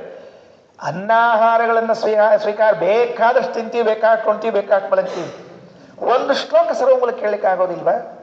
37-38 ಗ್ರಂಥಗಳನ್ನು ಹೇಳ್ತಿರ್ತಾರೆ. ಅಷ್ಟು ಗ್ರಂಥಗಳಲ್ಲಿ ಒಂದು ವಾಕ್ಯ. ಎಷ್ಟು ಜನ ವಿದ್ವಾಂಸರು ಸಿಗ್ತಾರೆ ಇವತ್ತು, ಎಷ್ಟು ಮೀಡಿಯಾಗಳು ಬಂದ್ಕೊಂಡಿವೆ, ಎಲ್ಲ ಇವೆ. ಒಂದು ವಾಕ್ಯ ಕೇಳಲಿಕ್ಕೆ ಆಗೋದಿಲ್ಲ ನಮ್ಮ ಕಡೆಯಿಂದ. ಉಳಿದದ್ದನ್ನ ಎಲ್ಲ ಕೇಳ್ತಿರ್ತೀವಿ, ಹಾಡು, ಡ್ಯಾನ್ಸು, ಮತ್ತೊಂದು ಮುಗಿದೊಂದು. ಇದನ್ನು ಮಾತ್ರ ಅವೆಲ್ಲ ಅಲರ್ಜಿ ಆಚಾರ, ನಮಗೆ ಅಲರ್ಜಿ. ಕೆಲವು ಹುಳುಗಿ ತಗೊಂಡ್ರೆ ಆಗಂಗಿಲ್ಲಲ್ಲ ಹಂಗೆ. ಸ್ವಸ್ತಟಿನಿಂ ಇಯಾಸು ಇಯಾಸತಿ ಸ್ವಸ್ತಟಿನಿಂ ಮುಹುರ್ಮುಹು. ಸ್ವಸ್ತಟಿನಿ ಅಂದ್ರೆ ಗಂಗೆ. ಅಲ್ಲಿ ಹೋಗುವಾಗ ಮುಹುಹು ಮುಹುಹು ಮತ್ತೆ ಮತ್ತೆ ನಮತಿ ನಮಸ್ಕಾರ ಮಾಡಿ ಅನುಜ್ಞಾರ್ಥಿನಿ ಅನುಜ್ಞಾ ಕೊಡ್ರಿ ಅಂತ ಕೇಳಿದಾಗ ಭೂರಿ ಚೇತಸಿ. ಇನ್ನು ಈ ಹುಡುಗಿಲ್ಲ ಅಲ್ಲಿಗೆ ಬರೋದಿಲ್ಲ ಅಂತ ಗೊತ್ತಾಯ್ತು. ಹೋಗಿ ಅನಂತಾಸನಿಗೆ ಒಂದು ನಮಸ್ಕಾರ ಹಾಕಿದ್ರು. ಸ್ವಾಮಿ ಇದೊಂದು ಆಪತ್ತು ಪರಿಹಾರ ಮಾಡೋ ಮಹಾರಾಯ, ಇದೊಂದು ಆಪತ್ತು ಪರಿಹಾರ ಮಾಡು. ಇದೇನು ಆಪತ್ತೇನು? ನನ್ನ ಶಿಷ್ಯ ಬಿಟ್ಟರೆ ಬಿಡ್ತಾನೆ ನನಗೆ. ಅಲ್ಲಿ ತಂದೆ ಅವತ್ತು ಬಂದು ಸನ್ಯಾಸಿ ಆಗಬೇಡ ಅಂತ ಹೇಳಿದಾಗ ಅಚ್ಯುತ ಪರೀಕ್ಷಾಚಾರ್ಯ ಎಷ್ಟು ಮೋಹ, ಬಿಡುವಾಗ ಬೇಡ ಅಂತ ಕೇಳಿದ್ರು. ಇವತ್ತು ಬಿಡುವಾಗ ಬೇಡ ಆಗೋದಿಲ್ಲ. ಆ ವಸ್ತು ಹಾಗಿದೆ, ಆ ವಾಯುದೇವರು ಎಂಬ ವಸ್ತು ಹಾಗಿದೆ. ಅದು ಅವತ್ತು ತಂದೆಯ ಸ್ಥಾನದಲ್ಲಿ ಇದ್ದ ನಡಿಲ್ಲ ಏನು ಬಿಟ್ಟುಕೊಳ್ಳಿಕ್ಕೆ ತಯಾರಿರಲಿಲ್ಲ. ಇವತ್ತು ತಂದೆಯ ಸ್ಥಾನದಲ್ಲಿ ಇದ್ದ ಅಚ್ಯುತ ಪ್ರೇಕ್ಷರು ಬಿಡ್ಲಿಕ್ಕೆ ತಯಾರಿಲ್ಲ. ಇಲ್ಲ ಹೋದ್ರೆ ಅನಂತಾಸನಿಗೆ ಪರಿಪರಿಯಾಗಿ ಬಿಡ್ಕೊಂಡ್ರು. ಸ್ವಾಮಿ ದಯಮಾಡಿ ನನ್ನ ಶಿಷ್ಯ ನನ್ನ ಬಿಟ್ಟು ಹೋಗಬಾರದು. ಮತ್ತೆ ಒಬ್ಬ ಬಂದ ಅಲ್ಲಿ. ಅಷ್ಟೊತ್ತಿಗೆ ಇವರು ಪ್ರದಕ್ಷಿಣೆ ಒಬ್ಬ ಬಂದೇ ಬಿಟ್ಟ. ಯಾರೋ ಒಬ್ಬ ಅವನಲ್ಲಿ ದೇವರು ಸೇರ್ಕೊಂಡ. ಏನು ಆಶ್ಚರ್ಯನೋ ಏನೋ, ದೇವರು ತಾನು ನೇರವಾಗಿ ಮಾತಾಡೋದಿಲ್ವಂತೆ, ಯಾರ ಮೂಲಕ ಹೇಳಿ ಕಳಿಸ್ತಿರ್ತಾನಂತೆ. ಬಂದ್ರು ಅಲ್ಲೇ ಪೂರ್ಣಪ್ರಜ್ಞ ತೀರ್ಥರು, ಅಲ್ಲೇ ಅಚ್ಯುತ ಪ್ರೇಕ್ಷರು ನಿಂತಿದ್ದಾರೆ. ಆ ವ್ಯಕ್ತಿ ಬಂದು ಇದ್ದಕ್ಕಿದ್ದಂತ ಶುರು ಮಾಡಿಬಿಟ್ಟ. ಇತಸ್ತೃತಿಗೆ ದಿವಸೆ ದ್ಯುನಿಂದಗಾಗ ತ್ವದರ್ಥಮಾಸ್ಮಾಕ ತಟಾಕಮಾವೃಜೇತ್ ಅತೋ ನ ಯಾಯ ಇದಿ ತಂ ತದಾವದತ್ ಪ್ರವಿಶ್ಯ ಕಂಚಿತ್ ಕರುಣಾಕರೋ ಹರಿಹಿ. ಇತಸ್ತೃತಿಗೆ ಇವತ್ತಿಗೆ ಸರಿಯಾಗಿ 3ನೇ ದಿವಸಕ್ಕೆ ಏನಾಗ್ತದೆ? ದ್ಯುನಿಂನಗ ಗಂಗೆ, ತದರ್ಥಂ ನಿನಗಾಗಿ, ಪೂರ್ಣಪ್ರಜ್ಞೇತಿಗಳೇ ನಿಮಗಾಗಿ, ಆಸ್ಮಾಕಂ ತಟಾಕಂ ಇಲ್ಲಿ ಅನಂತ ಸರೋವರ ಇದೆಯಲ್ಲ ಅವಳೇ ಇಲ್ಲಿಗೆ ಬರ್ತಾಳೆ, ನೀವೇನು ಹೋಗಬೇಡ್ರಿ. ಏನ್ ಸಾಮರ್ಥ್ಯ! ನಮ್ಮ ಆಚಾರ್ಯ ತಾಕತ್ ನೋಡ್ಕೊಳ್ರಿ. ತಪಸ್ಸು ದೇವರ ಪ್ರಸನ್ನಗೊಳಿಸಿಕೊಳ್ಳುಕೆ ಅಂದ್ರೆ ಇದೆ, ದೇವರನ್ನ ಪ್ರೀತಿಗೊಳಿಸಬೇಕು ಅಂದಿದೆ ಅರ್ಥ. ಏನ್ ಹೇಳಿದ್ರು? ಇತಸ್ತೃತಿಯೇ ದಿವಸೇ ದ್ಯುನಿಂನಗ, ಇವತ್ತಿನಿಂದ ಸರಿಯಾಗಿ 3ನೇ ದಿವಸಕ್ಕೆ ಗಂಗೆ ಇಲ್ಲಿಯೇ ಬರ್ತಾಳೆ. ಬೇರೆ ಅವಳೆಲ್ಲ ದ್ಯುನಿಂನಗ ಆಕಾಶ ಗಂಗೆ ಬರ್ತಾಳೆ, ನೆನಪಿಟ್ಕೊಳ್ರಿ. ಎಲ್ಲಿ? ಅಸ್ಮಾಕ ತಟಾಕ ಮಾವೃಜೆ ತಥೋನಯಾಯ, ಇಲ್ಲಿಂದ ಏನು ಹೋಗೋ ಅವಶ್ಯಕತೆ ಇಲ್ಲ ಅಂತ ಹೇಳಿ ಪ್ರವಿಶ್ಯ ಕಂಚಿತ್ ಕರುಣಾಕರೋ ಹರಿಹಿ. 3 ದಿವಸ ಟೈಮ್ ಕೊಟ್ರೆ ಮುಗಿದು ಹೋದ್ರು. ಇಡೀ ಊರಿಗೆ ಸುದ್ದಿ ಮುಟ್ಟಿಬಿಡ್ತು. ಯಾಕಂದ್ರೆ ನಮ್ಮಲ್ಲಿ 15 ನಿಮಿಷ ಸಾಕ್ರಿ ಇಡೀ ಜಗತ್ತಿಗೆ ಮೆಸೇಜ್ ಕೇಳಲಿಕ್ಕೆ. 15 ನಿಮಿಷ, ಜಾಸ್ತಿ ಬೇಕಾಗಿಲ್ಲ. ಇವರು ವಾಟ್ಸಪ್ ಒಂದ್ಸಲ ತೆಗೆದು ಇನ್ನೊಂದ್ಸಲ ನೋಡೋದ್ರಲ್ಲಿ ತಿರುಗಿ ಬಂದ್ಬಿಟ್ಟಿರ್ತಾವ ಮೆಸೇಜ್ ಎಲ್ಲ. ಒಂದು 15 ಮಿನಿಟ್ಸ್ ಸಾಕು, all over world breaking news. ಅಂಥದ್ದು 3 ದಿವಸ. ಅವಾಗಂತರೂ ಕರ್ಣ ಉಪಕರಣ, ಕಿವಿಯಿಂದ ಕಿವಿ, ಕಿವಿಯಿಂದ ಕಿವಿ, ಹೋದು ಹೋದು ಹೋದು ಹೇಳ್ತೀನಿ. ಅಚ್ಯುತ ಪ್ರೇಕ್ಷರಿಗೆ ಸಮಸ್ಯೆ ಪರಿಹಾರ ಆಗೋದ್ರ ಜೊತೆಗೆ ಫಲಪ್ರಾಪ್ತಿ ಆಯ್ತು. ಏನು? ಗಂಗಾ ಸ್ನಾನ. ಅವರು ಅನ್ಕೊಂಡಿದ್ರು ಬಹಳ ದಿವಸ ಆಗಿದ್ದು ಗಂಗಾ ಸ್ನಾನಕ್ಕೆ ಹೋಗೋಣ ಅಂತ ಹೇಳಿ, ಹೋಗ್ಲಿಕ್ಕಾಗಿರ್ಲಿಲ್ಲ. ಪೂರ್ಣಪ್ರಜ್ಞರನ್ನ ಬಿಡಂಗಿಲ್ಲ ಅಂತ ಗಟ್ಟಿ ಹಿಡ್ಕೊಂಡ್ರು ನೋಡ್ರಿ. ಗಂಗಾನ ಬಂದ್ಬಿಟ್ಲಿಲ್ಲ ಸ್ನಾನಕ್ಕೆ. ಅದಕ್ಕೆ ನಾವು ಆಚಾರನ ಗಟ್ಟಿ ಹಿಡ್ಕೊಂಡ್ಬಿಟ್ವಿ ಅಂತಂದ್ರೆ ನಮ್ಮಲ್ಲೇ ಗಂಗಾ ಬರ್ತಾನೆ. ಎಲ್ಲೆಲ್ಲೆಲ್ಲೆಲ್ಲೂ ಹೋಗೋ ಅವಶ್ಯಕತೆ ಇಲ್ಲ. ಎಲ್ಲಿ ಹರಿಕಥಾ ಪ್ರಸಂಗವೋ ಅಲ್ಲೇ ಗಂಗಾದಿ ಸಕಲ ತೀರ್ಥಗಳು, ನೀವೆಲ್ಲೂ ಹೋಗ್ಬೇಕಾಗಿಲ್ಲ, ಅಲ್ಲೇ ಬಂದ್ಬಿಡ್ತಾಳಂತೆ. ಏನು ಖುಷಿ ಜನರಿಗೆ! ಲಿಖುಚಯತಿಗಳು, ಅಚ್ಯುತ ಪ್ರೇಕ್ಷರು, ಪೂರ್ಣಪ್ರಜ್ಞರು, ಊರಾಗಿದ್ದ ಗೃಹಸ್ಥರಿಗೆಲ್ಲ ಸುದ್ದಿ ಬಂತಂತೆ. ಗಂಗೆ ಬರ್ತಾಳಂತೆ, ಇನ್ನು 3 ದಿವಸ ಅಂತೆ. ಎಲ್ಲ ಮಾಡಿಕೊಳ್ರಿ, ತಯಾರು ಶುರುವಾಯಿತು. ಗಂಗಾ ಬರ್ಲಿಕ್ಕೆ ಇವ್ರಿ ಅಂತ ಹೋಗ್ಬೇಕು, ಹೆಣ್ಮಕ್ಳು ಬಿಡ್ತಾರನ್ರಿ. ಗಂಗಾ ಅಂದ್ರೆ ಸುಸೂತ್ರ ಏನ್ರ ಬಾಗಣ ಶುರುವಾಯ್ತು. ಮರದ ಬಾಗಣ ರೆಡಿನೇ ಅದು ಇಟ್ಟವು, ಇಟ್ಟಿಟ್ಟಿಟ್ಟಿಟ್ಟು ಬಾಗಣ. ಗಂಗಾ ಸ್ನಾನ ಮಾಡ್ಲಿಕ್ಕೆ ಹೋದ್ರೆ ಆಚಾರ ತಮ್ಮಿಗೆ ತಲೆಕ್ಕಿಂತ ಹೆಣ್ಮಕ್ಳು ಬಾಗಣ ಜಾಸ್ತಿ ಇರ್ತಾರೆ. ಆಚಾರ ಮುಳಿಗೆ ಅದ್ರ ತಲೆ ಮೇಲೆ ಒಂದು ಬಾಗಣ ಮರ ಹಿಂಗ್ ಕೂತಿರ್ತದೆ. ಆಚಾರ ಹಿಂಗೆ ಎದ್ದು ಹಿಂಗೆ ನೋಡ್ಬೇಕು, ಮೇಲೊಂದು ಬಾಗಣ ಠಂಡ ಆಚಾರ ತಲೆ ಮೇಲೆ. ಕೆಲವು ತೆಂಗಿನಕಾಯಿ ಉಳ್ಕೊಂಡು ಬಂದಿರ್ತಾವ್ರಿ ಆಚಾರ ತಲೆ ಮೇಲೆ ಸ್ನಾನ ಮಾಡ್ಬೇಕಾದ್ರೆ ಬಾಗಡದಾಗ ನೋಡಿರ್ತೀವಲ್ಲ. ಅವು ಕಾಶಿಗೆ ಹೋದಾಗ ಗೊತ್ತಾಗ್ತಾವೆ, ಉಳಿದ ಕಡೆ ಗೊತ್ತಾಗಿಲ್ಲ, ಬದ್ರಿಗಳಿಗೆ ಗೊತ್ತಾಗಿಲ್ಲ. ಮತ್ತೆ ಬದ್ರಿಗಳಿಗೆ ಬಿಟ್ಕೊಂಡು ಹೋಗ್ಬಿಟ್ಟಿರ್ತಾಳೆ. ಕಾಶಿ ಒಳಗೆ ಸ್ವಲ್ಪ ಸೊಕಾಶ ಹೋಗ್ತಿರ್ತಾಳೆ, ಹಿಂಗಾಗಿ ಆಚಾರ ತಲೆ ಮೇಲೆ ಕಾಣಿಸ್ತಾಳೆ. ಅದಕ್ಕೆ ಏನಾಯ್ತು ಅಂದ್ರೆ ಎಲ್ಲರೂ ತಯಾರಿ. ಒಂದು ಖುಷಿ ಇಡೀ ಊರಿನವರಿಗೆ. ಎಷ್ಟೋ ದಿವಸದ ಆಸೆ ಗಂಗಾ ಸ್ನಾನ ಮಾಡಬೇಕು ಅಂತ ತಿಳ್ಕೊಂಡು ಬರೇ ನಿತ್ಯ ಮನೆಯಲ್ಲಿ ಸ್ನಾನ ಮಾಡುವಾಗ ಗಂಗಾ ಗಂಗೇತಿ ಒಬ್ರು ಯಾತ ಯೋಜನಾಂಶತೈರಪಿ ಮುಚ್ಚತೆ ಸರ್ವ ಪಾಪೇಭ್ಯೋ ವಿಷ್ಣು ಲೋಕಂ ಸ ಗಚ್ಚತಿ ಅಂತಿದ್ವಿ. ಇವತ್ತು ನಿಜವಾಗಿ ಗಂಗೆ ಬರೋದನ್ನು ಕಾಣ್ತೀವಿ. ಗಂಗಾ ಸ್ನಾನ ಆಗ್ತದೆ. 2 ದಿವಸ ಮೊದಲೇ ಬಂದು ಪೂರ್ಣಪ್ರಜ್ಞೆ ಯತಿಗಳಿಗೆಲ್ಲರೂ ನಿಮ್ಮ ಜೊತೆಗೆ ನಾವು ಬರ್ತೀವಿ ಸ್ನಾನಕ್ಕೆ. ಎಲ್ಲಿ ಹೋಗೋದಿಲ್ಲ ಮಾಡ, ಇಲ್ಲೇ ಪುಷ್ಕರಣಿ ಒಳಗೆ ಸ್ನಾನ. ನಾವು ಬರ್ತೀವಿ ದಂಡೋದಕ ಸ್ನಾನ, ಸ್ವಾಮಿಗಳು ಎಲ್ಲರೂ ತಯಾರಿ. ಏನು ಕ್ರೌಡ್ ಹೀಗೆ ಸೇರ್ಕೊಂಡ್ಬಿಟ್ಟಿದ್ದು, ಜನ ಎಲ್ಲ ತುಂಬ ಸೇರ್ಕೊಂಡ್ಬಿಟ್ಟಿದ್ರು. ನೋಡಿದ್ದಿರಲ್ಲ, ಅಲ್ಲಿ ಭಾಗೀರಥಿ ಗುಡಿ ತೋರಿಸ್ತಾ ಇಲ್ಲ, ಉಡುಪಿಯಲ್ಲಿ ನೋಡಿದ್ದಿರಲ್ಲ. ಅಲ್ಲಿ ಬಂದ್ರೆ ಎಲ್ಲರೂ ಸರಿಯಾದ ಮುಹೂರ್ತ ಎಲ್ಲ ಬಂದು ನಿಂತಿದ್ದಾರೆ. 42ನೇ ಶ್ಲೋಕದಲ್ಲಿ ಕಾಯ್ತಾ ಇದ್ರು. ಕೆಲವರು ಒಳಗೆ ಮಾತಾಡ್ಕೊಂಡಿದ್ರು, ಬರ್ಲಿಕ್ಕಿಲ್ಲ ಮಾರಾಯ, ಎಲ್ಲ ಬರ್ತದೆ ಸುಳ್ಳು ಇವರೇನೋ ಹೇಳಿದ್ದಿ, ಎಲ್ಲ ಇಂಥ ಸ್ವಾಮಿಗಳದ್ದು ಭಾಳ ನೋಡಿದ್ದಿ, ಬರ್ಲಿಕ್ಕಿಲ್ಲ. ಕೆಲವೆಲ್ಲ ಬರ್ಲಿಕ್ಕಿಲ್ಲ ಅಂದ್ರೆ ಹಿಂದೆ ಕೂತಿದ್ರು, ಬರ್ಲಿಕ್ಕಿಲ್ಲ ಹಿಂದೆ ಕೂತಿದ್ರು. ಬರ್ತದ ಅಂತ ಕಾನ್ಫಿಡೆನ್ಸ್ ಇದ್ದವರು ಆಚಾರ್ಯ ಜೊತೆ ನಿಂತ್ಕೊಂಡಿದ್ರು, ಅಚ್ಯುತ ಪ್ರೇಕ್ಷಕರು. ಇನ್ ಕೆಲವರು ಪೂರ್ಣ ವಿಶ್ವಾಸ ಬಂದ ಬಿಟ್ಟದಂತ ತಿಳ್ಕೊಂಡು, ಯಾಕಂದ್ರೆ ಇಷ್ಟು ದೇವ್ರು ಹೇಳ್ಯಾರ ಅಂದ್ಮೇಲೆ ಬಂದವರು ಕೆಲವರು ನೀರ್ನಾಗ ಇಳಿದು ಬಿಟ್ಟಿದ್ರು. ನೀರಿನಲ್ಲಿ ಇಳಿದವರಿಗೆ ಪರಿಪೂರ್ಣ ವಿಶ್ವಾಸ ಗಂಗೆ ಇದ್ದಾಳೆ ಅಂತ ಹೇಳಿ. ಬರ್ತಾಳೆ ಅಂತ ಅನ್ಕೊಂಡವರು ಪೂರ್ಣಪ್ರಜ್ಞ ತೀರ್ಥದ ಜೊತೆಗೆ ಬರ್ಲಿಕ್ಕಿಲ್ಲ. ಯಾರು ಹೇಳಿದ್ದು ಅವ್ರ ಕಟ್ಟಿ ಮೇಲೆ ಕೂತಿದ್ರು, ಹರಟಿ ಹೊಡ್ಕೊಂಡು ಕೂತಿದ್ರು. ನೋಡುವ ಬಂದ್ರೆ ಇಳಿಯುವ, ಏನ್ ಬಂದ್ರೆ ಇಳಿಯೋದು, ಹೋಗೋದು ಅಷ್ಟೇ ಕೆಲಸ, ಬಂದ್ರೆ ಇಳಿಯುವ, ಅಲ್ಲಿ ಕೂತಿದ್ರು ಅವರು. ಇವು ಜನ ರೀ ನಮ್ಮಲ್ಲಿ ಹೇಳ್ತೀರಿ, ಈ ಹುಚ್ಚರು ಸಂತಿರಿ ಖರೀ ಏನು ಅನ್ಬೇಕು ಎಲ್ಲರ. 42ನೇ ಶ್ಲೋಕದಲ್ಲಿ ಹೇಳ್ತಾರೆ ನಾರಾಯಣ ಪಂಡಿತಾಚಾರ್ಯರು, ತದಾಜ್ಞಯೋಪಾಗತ ಜಾಹ್ನವೀ ಜಲೆ ಜನೋತ್ರ ಸಸ್ನೌ ಸಹ ಪೂರ್ಣ ಬುದ್ಧಿನ ತತಃ ಪರಂ 12 ವತ್ಸರಾಂತರೇ ಸದಾ ವ್ರಜೇತ್ಸಾ ತದನುಗ್ರಹಾಂಕಿನಿ. ತದಾಜ್ಞಯೋಪ, ಭಗವಂತನ ಆಜ್ಞಾ, ದೇವರ ಆಜ್ಞಾ ಮಾಡ್ಯಾರ. ಗಂಗೆ ನೀ ಹೋಗೋ, ಎಲ್ಲಿ ಹೋಗ್ಬೇಕು? ಅನಂತ ಸರೋವರ, ನನ್ನ ಸರೋವರಕ್ಕೆ ಹೋಗ್ಬೇಕು. ಗಂಗಾದೇವಿ ಕೇಳಿದ್ಲು, ಏನ್ ಸ್ವಾಮಿ ಮಹಾಪ್ರಭುಗಳೇ, ನಾನು ಯಾಕೆ ಅಲ್ಲಿ ಹೋಗಬೇಕು? ನನ್ನ ಮಗ ಅಲ್ಲಿದ್ದಾನೆ. ಯಾರು? ವಾಯುದೇವರ ಅಲ್ಲಿ ಇದ್ದದ್ದು. ಈ ಸದ್ಯ ಹೊರಟೆ ಅಂತ ಹೇಳಿ ಆಗಿಂದಾಗ ಹೊರಟು ನಿಂತಿದ್ದಾಳೆ ಪುಣ್ಯಾತ್ಮಳಗಳು. ತದಾಜ್ಞಯೋಪಾಗತ ಜಾಹ್ನವಿ ಜಲೇ, ಜಾಹ್ನವಿ ಜನ್ಮ ಋಷಿಯ ಮಗಳು ಗಂಗೆ. ಜಾಹ್ನವಿ ಜಲೆ ಶುದ್ಧವಾದ ನೀರು. ಉಳಿದ ನೀರುಗಳೆಲ್ಲ ಅದರ ಬಣ್ಣ ಬೇರೆ ಇರ್ತದೆ, ಗಂಗಾ ನೀರಿನ ಬಣ್ಣ ಬೇರೆ ಇರ್ತದೆ. ಎಲ್ಲರೂ ನೋಡ್ತಾ ಇದ್ದಾರಂತೆ. ಆ ಅನಂತ ಸರೋವರದ ಈಶಾನ್ಯ ದಿಕ್ಕಿನಲ್ಲಿ ಹರಿದು ಬರ್ಲಿಕ್ಕೆ ಪ್ರಾರಂಭ ಆಯಿತು. ಎಲ್ಲೆಲ್ಲೂ ಇದ್ದಿದ್ದಿಲ್ಲ, ಸೂಚನೆ ಇಲ್ಲ, ಏನಿಲ್ಲ, ಸಲಿ ಇಲ್ಲ, ಮತ್ತೊಂದಿಲ್ಲ. ಇದ್ದಕ್ಕಿದ್ದಂತೆ ಈಶಾನ್ಯ ದಿಕ್ಕಿನಿಂದ ಸರ ಸರ ಸರ ಸರ ನೀರು ಬರ್ಲಿಕ್ಕೆ ಪ್ರಾರಂಭ ಆಗೋಯ್ತು. ಎಲ್ಲರೂ ಕೂಗು ಹಾಕ್ಬಿಟ್ರು. ಪೂರ್ಣ ಪ್ರಜ್ಞೆಯತಿಗಳಿಗೆ ಜಯವಾಗಲೇ ಅಂತ ಕೂಗು ಹಾಕ್ಬಿಟ್ರು.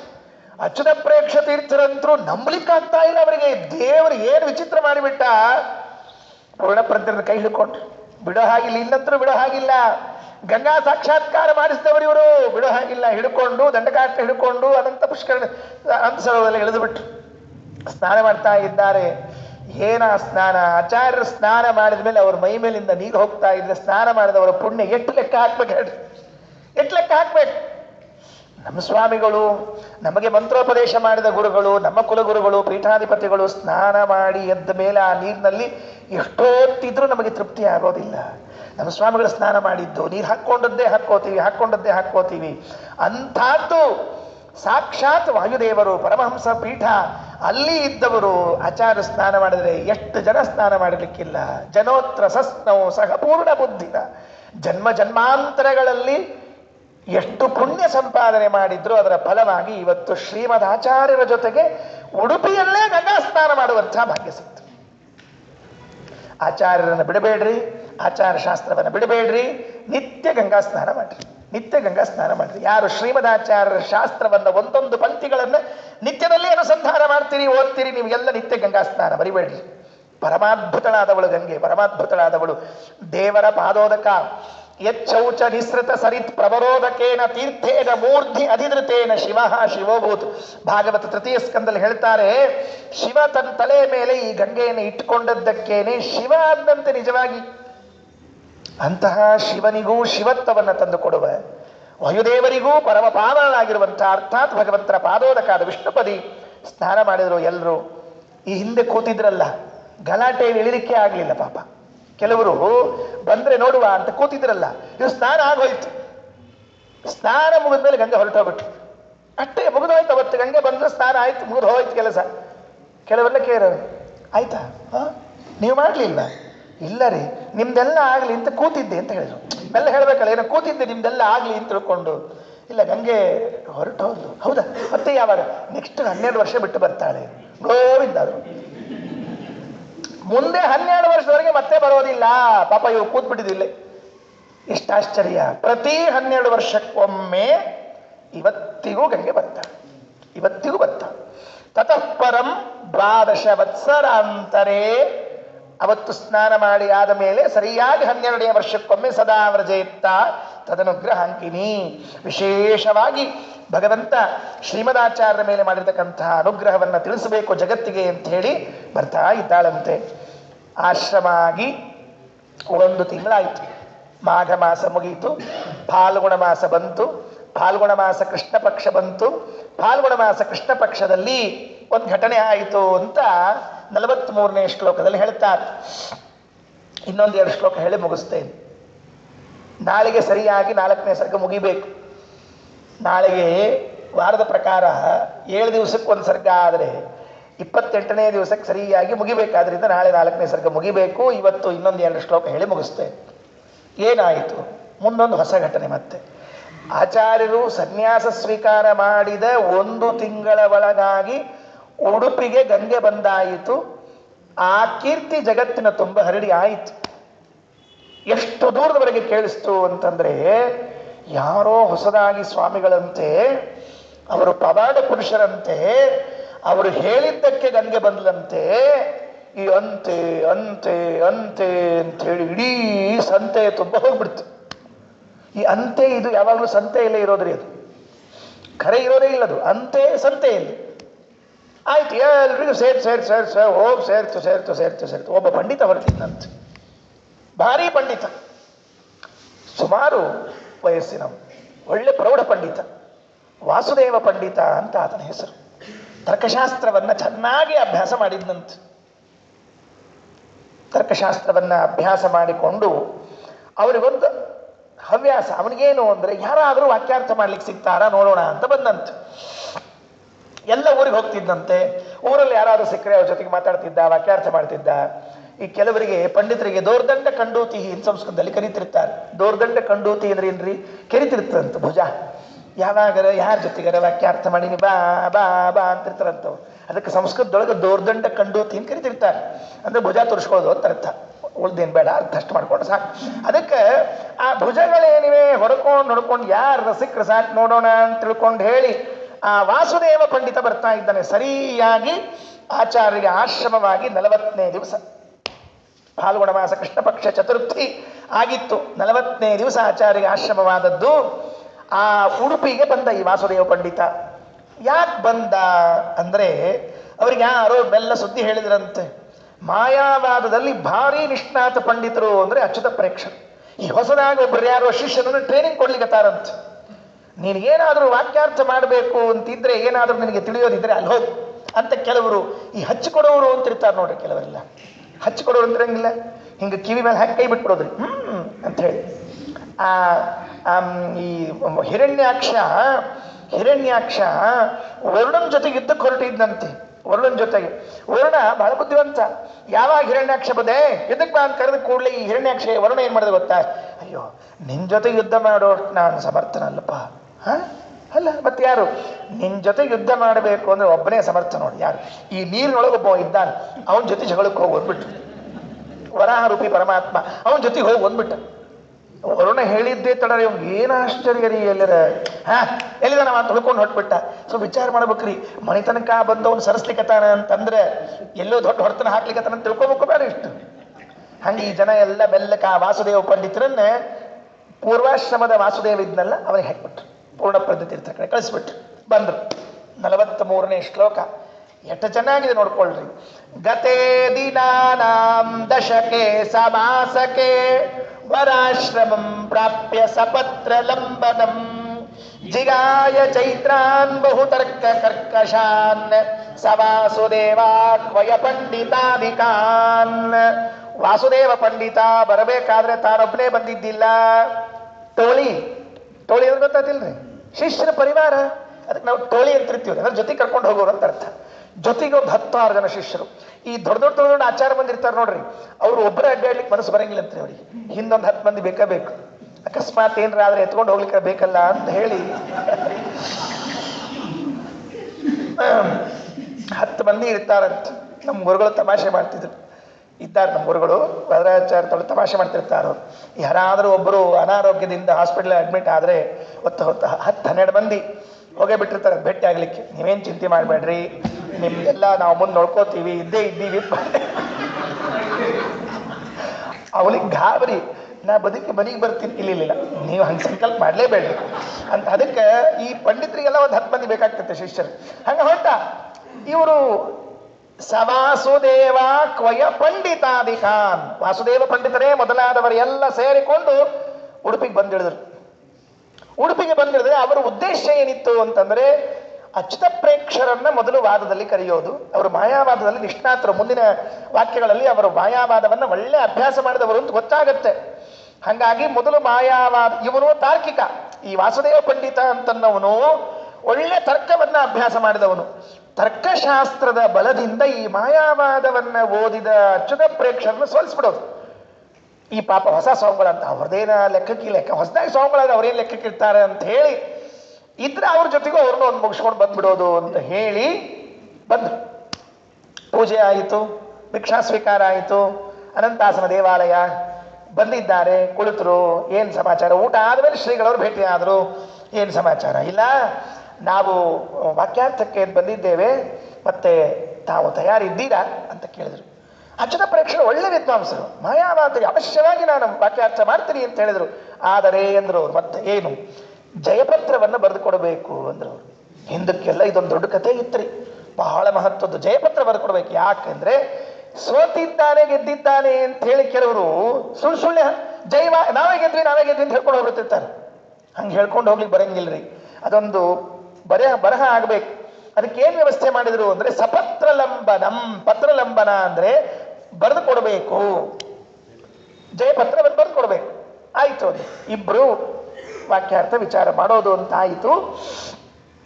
ಏನೇನು ವಾಕ್ಯಾರ್ಥ ಹೇಗೆ ಅಂತ ಹೇಳಿ ಪೂರ್ವ ಸಿದ್ಧತೆಯನ್ನು ಮಾಡಿಕೊಂಡು ಸರಿಯಾಗಿ ಆಚಾರ್ಯರಿಗೆ ಆಶ್ರಮ ಆಗಿ 40 ದಿವಸ ಆಗಿದೆ. ಎಲ್ಲದ ವಾಕ್ಯ ನೋಡ್ಕೊಳ್ರಿ. ಗತೆ ದಿನಾನಾಂ ದಶಕೆ ಸಮಾಸಕೆ, ಮಾಸ ಅಂದ್ರೆ ತಿಂಗಳು 30 ದಿವಸ, ದಶಕ ಅಂದ್ರೆ ಆ ಮಾಸದ ಜೊತೆಗೆ ಒಂದು 10 ಸೇರಿಸ್ಬೇಕು. ಎಷ್ಟಾಯಿತು? 40. ಗತೆ ದಿನಾನಾಂ ದಶಕೆ ಸಮಾಸಕೆ ವರಾಶ್ರಮಂ ಪ್ರಾಪ್ಯ. ಆಚಾರ್ಯರು ಆಶ್ರಮವಾಗಿ 40ನೇ ದಿವಸ ಇದ್ದಾಗ ಉಡುಪಿ ಅನಂತಾಸನ ದೇವಾಲಯದಲ್ಲಿ ಬಂದರು. ಊರಿನಲ್ಲಿ ಇದ್ದ ಹಿರಿಯ ವಿದ್ವಾಂಸರೆಲ್ಲ ಸೇರಿದ್ರು. ಮತ್ತೆ ಯಾಕೆಂದ್ರೆ ವಾಕ್ಯಾರ್ಥ ಆದಾಗ ಬೇಕಾಗ್ತದಲ್ಲ, ಆ ನಿಲ್ಲಿಸೋರು ಅಥವಾ ಅದನ್ನು ತೂಗಿಸೋರು ಬೇಕಲ್ಲ. ಯಾಕಂದ್ರೆ ಎರಡೂ ಪಕ್ಷ ನಾನೇ ಸರಿ ನೀನೇ ಸರಿ ಅಂದ್ಬಿಟ್ರೆ ಗತಿ ಏನು ಕೊನೆಗೆ? ಅದಕ್ಕೇನಾಯಿತು, ಕೂತ್ಕೊಂಡ್ರು, ಮಧ್ಯಸ್ಥರು ಬಂದ್ರು, ಊರಿನ ಮುಖಂಡರು ಸೇರ್ಕೊಂಡ್ರು. ಇಂಥ ದಿವಸ ವಾಕ್ಯಾರ್ಥ ಅಂತ ಹೇಳಿದ್ರು, ಇಷ್ಟು ದಿವಸ ನಡೀತದೆ ಅಂತ ಹೇಳಿದ್ರು. ಎಲ್ಲ ಆಯಿತು.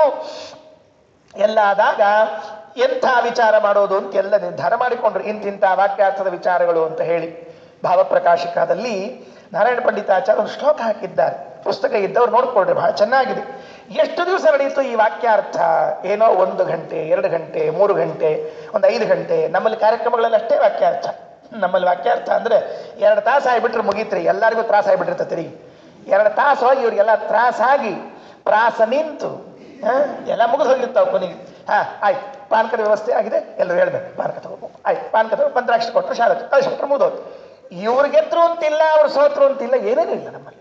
ಇದು ನಮ್ಮ ವಾಕ್ಯಾರ್ಥದ ವ್ಯವಸ್ಥೆ. ಸೋತ್ರು ಏನಾಯ್ತು ಒಂದ್ಸಲ ನೋಡ್ಬೇಕು. ಏನ್ ಉಳಿದ ಕಡೆಗೆ ಕ್ರೀಡಾಪಟುಗಳು ಸೋತ್ರೆ ಅಯ್ಯೋ ಮುಂದಿನ ಸಲ ಗೆಲ್ಲಿಗೆ ಬರ್ತದೆ ಅಂತ ಹೇಳ್ತಾರೆ. ವಾಕ್ಯಾರ್ಥದಲ್ಲಿ ಸೋತ್ರೆ ಮರ್ಯಾದೆ ಹೋಗ್ಬಿಡ್ತದೆ ಅಂತ ತಿಳ್ಕೊಂಡು ಇವತ್ತು ಸೋಲು ಗೆಲುವ ಬಂದ್ ಮಾಡಿಬಿಟ್ಟಿದ್ದಾರೆ. ಇವತ್ತು ಎಂತಹ ಮೂರ್ಖತನದ ಪರಮಾವಧಿ.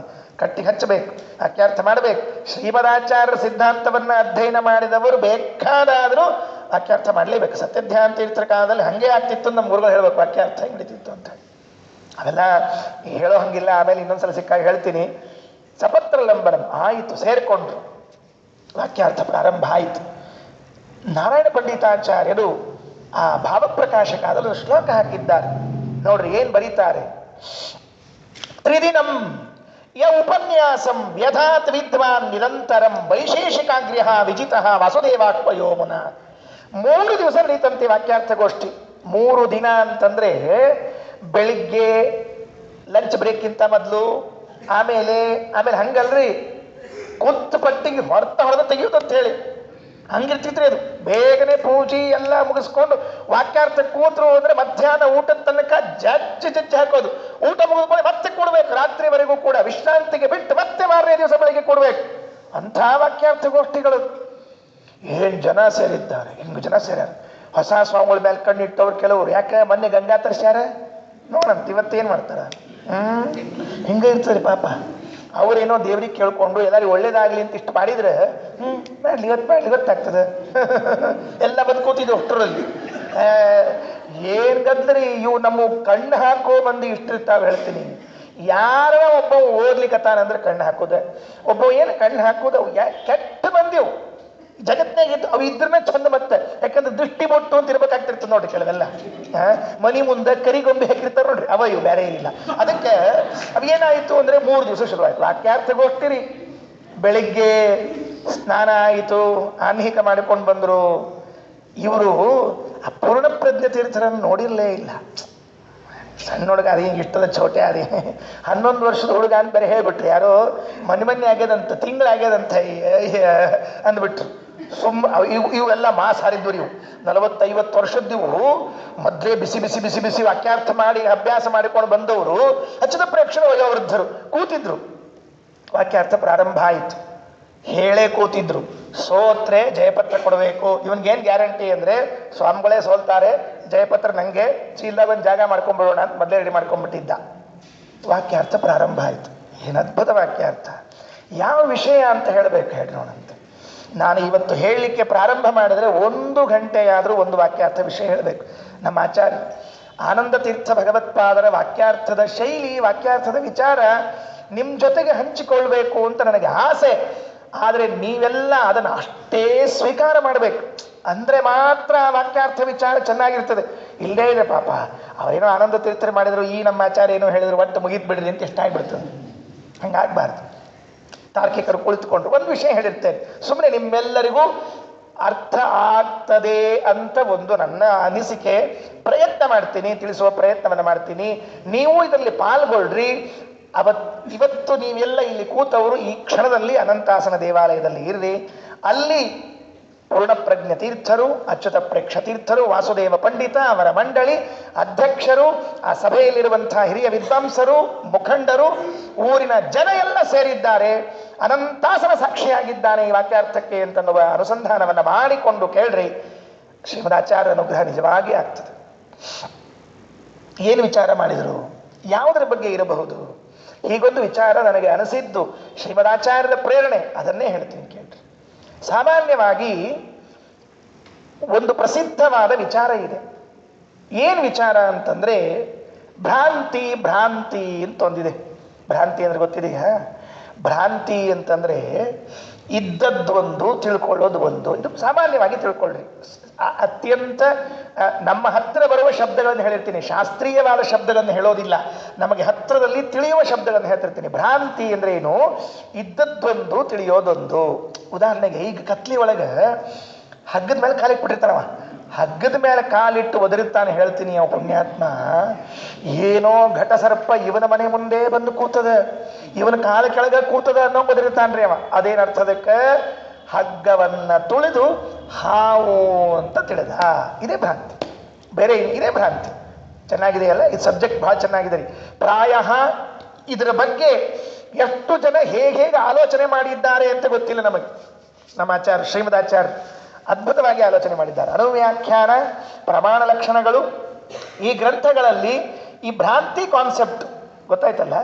ಇದ್ದದ್ದೊಂದು ತಿಳಿಯೋದೊಂದು, ಅಲ್ಲಿ ಇರೋದು ಒಂದು ಬೇರೆ ಇರ್ತದೆ, ತಿಳಿಯೋದೊಂದು ಇರ್ತದೆ. ಈಗ ಇದಕ್ಕೆ ಬಹಳ ಪ್ರಸಿದ್ಧ ಉದಾಹರಣೆ ಹೇಳ್ತೀನಿ. ನಮ್ಮ ಆಚಾರ ಮಂದಿಗೆ ಲಘು ಅರ್ಥ ಆಗೋದ್ರಿ.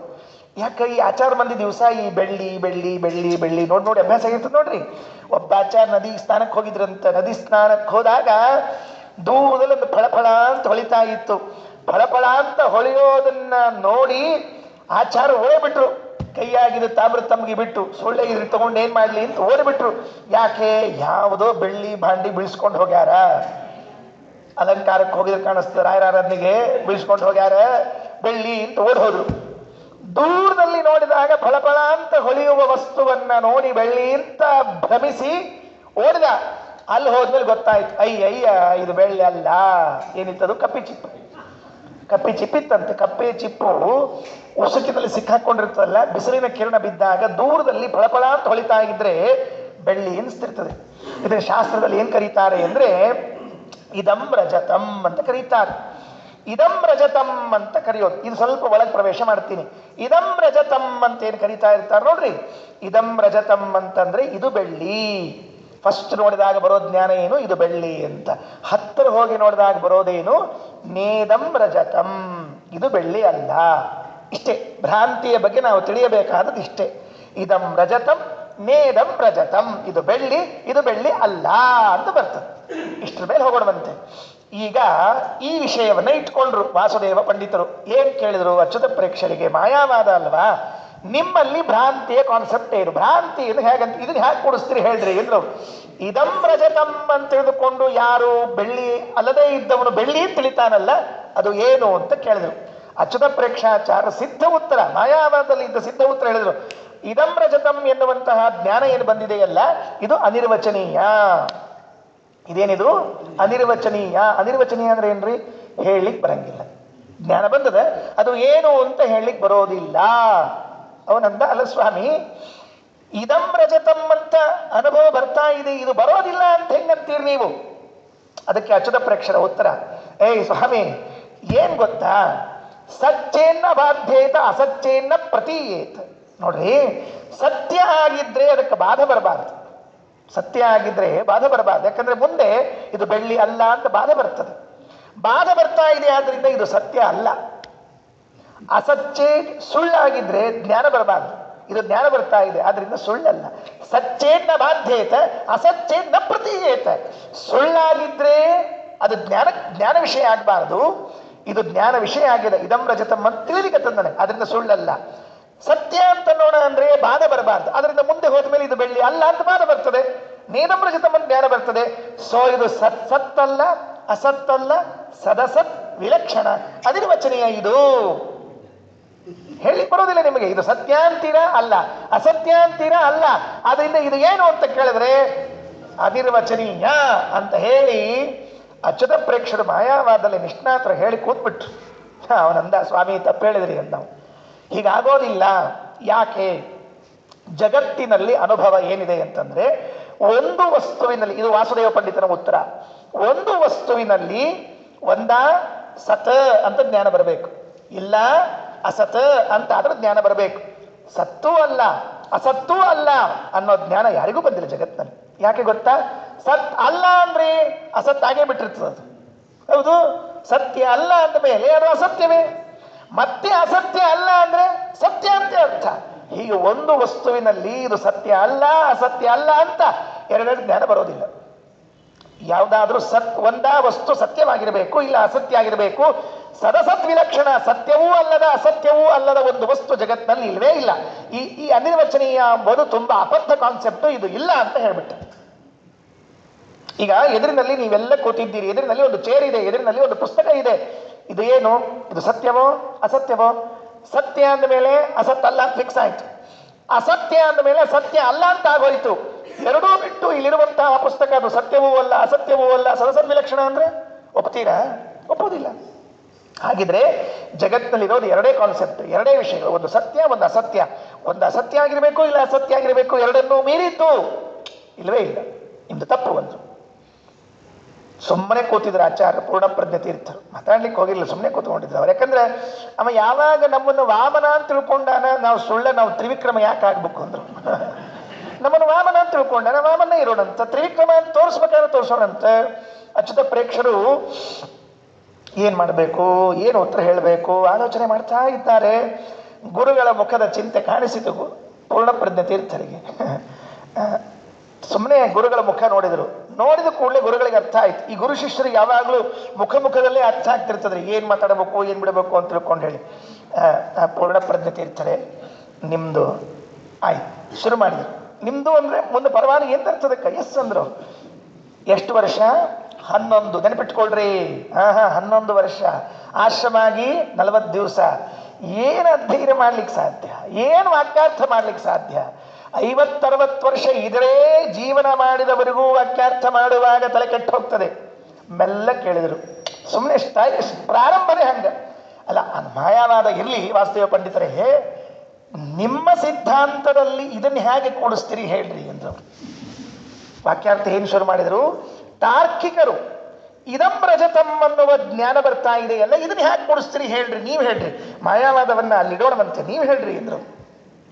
ಯಾಕೆಂದ್ರೆ ನಿಮ್ದು ಒಂದು ಸಿದ್ಧಾಂತ ಇರಬೇಕಲ್ಲ, ನೀವೊಂದು ನಿರ್ಧಾರ ಮಾಡಿಕೊಂಡಿರ್ಬೇಕಲ್ಲ. ಹೀಗೆ ಬೆಳ್ಳಿ ಕಪ್ಪೆ ಚಿಪ್ಪನ್ನು ನೋಡಿ ಬೆಳ್ಳಿ ಅಂತ ತಿಳಿದಾಗ ಆ ಜ್ಞಾನಕ್ಕೆ ಯಾವುದು ವಿಷಯ ಅಂತ ನೀವು ಒಂದೇನೋ ನಿರ್ಧಾರ ಮಾಡ್ಕೊಂಡಿದ್ದೀರಲ್ಲ, ಅದನ್ನ ಹೇಳ್ರಿ ನೋಡೋಣ. ತುಂಬಾ ಸಿಂಪಲ್, ಹೌದಾ? ಏನಿಲ್ಲ, ಇಲ್ಲೇನು ಇದಂ ರಜತಂ ಅಂತ ಜ್ಞಾನ ಬರ್ತಾ ಇದೆಯಲ್ಲ, ಇದು ಬೆಳ್ಳಿ ಅಂತ ಏನು ಜ್ಞಾನ ಬರ್ತಾ ಇದೆ, ಈ ಬೆಳ್ಳಿ ಅಂಗಡಿಯಲ್ಲಿ ಸತ್ಯವಾಗಿದೆ ಅಂದ್ರೆ ಅವರು ಏನು ಕಾನ್ಸೆಪ್ಟ್ ನೋಡ್ರಿ ಒಂದು. ಇದು ಜಗತ್ತಿನೊಳಗೆ ಯಾರ ತಲೆಗೂ ಹೋಗಿಲ್ರಿ ಈ ತನಕ. ಅವ್ರದ್ದು ವಾಕ್ಯಾರ್ಥ ಎಷ್ಟು ಚಂದದ ಅಂದ್ರೆ, ಇದಂ ರಜತಂ ಅಂತ ತಿಳಿದುಕೊಂಡೇ ನಿಮಗೆ ಇಲ್ಲಿ ಬೆಳ್ಳಿ ಜ್ಞಾನ ಬರ್ಲಿಕ್ಕತ್ತದ ಅಂದ್ರೆ, ಕಪ್ಪೆ ಚಿಪ್ಪು ನೋಡಿ ಬೆಳ್ಳಿ ಅಂತ ಏನ್ ಕಾಣಿಸ್ಲಿಕ್ಕತ್ತದ, ಹಗ್ಗವನ್ನು ತುಳಿದು ಹಾವು ಅಂತ ಏನ್ ಅನ್ಕೊಂಡಿದ್ದೀರಿ, ಆ ಹಾವು ಬಿಲದೊಳಗೆ ಸತ್ಯವಾಗಿದೆ. ಅಲ್ಲದಲ್ಲ ಹಾವದಲ್ಲ ಅಲ್ರಿ ಸ್ವಾಮಿ, ಅಲ್ಲಿ ಎಲ್ಲೋ ಹಾವಿದ್ರೆ ಇಲ್ಲೇನೋ. ಪೂರ್ಣಪ್ರಜ್ಞೆ ತೀರ್ಥರು ನೆಕ್ಸ್ಟ್ ಕೇಳಿದ ಕ್ವಶನ್ ಏನು ಅಂದ್ರೆ, ಕರೆಕ್ಟು, ಓಕೆ, ಇದಂ ರಜತಂ ಅಂತನ್ನೋ ಜ್ಞಾನ ಬರ್ಲಿಕ್ಕತ್ತದ, ಇದು ಹಗ್ಗ ಇದು ಹಾವು ಅಂತ ಜ್ಞಾನ ಬರ್ಲಿಕ್ಕತ್ತದ, ಒಪ್ಪೋಣವಂತೆ. ಆ ಹಾವು ಎಲ್ಲಿದೆ ಅಂತ ಕೇಳಿದ್ರೆ ಬಿಲದಲ್ಲಿದೆ ಅಂತ ಹೇಳ್ತೀರಿ, ಆ ರಜತ ಎಲ್ಲಿದೆ ಅಂದ್ರೆ ಅಂಗಡಿಯಲ್ಲಿದೆ ಅಂತ ಹೇಳ್ತೀರಿ. ಕಿಂಕೇನ ಸಂಗತಂ, ಏನ್ ಸಂಬಂಧ? ಅವನು ಹೇಳ್ತಾನೆ, ಎಷ್ಟು ಚೆನ್ನಾಗತ್ತೆ ನೋಡ್ರಿ, ಇಷ್ಟೇ ತಿಳ್ಕೊಳ್ರಿ.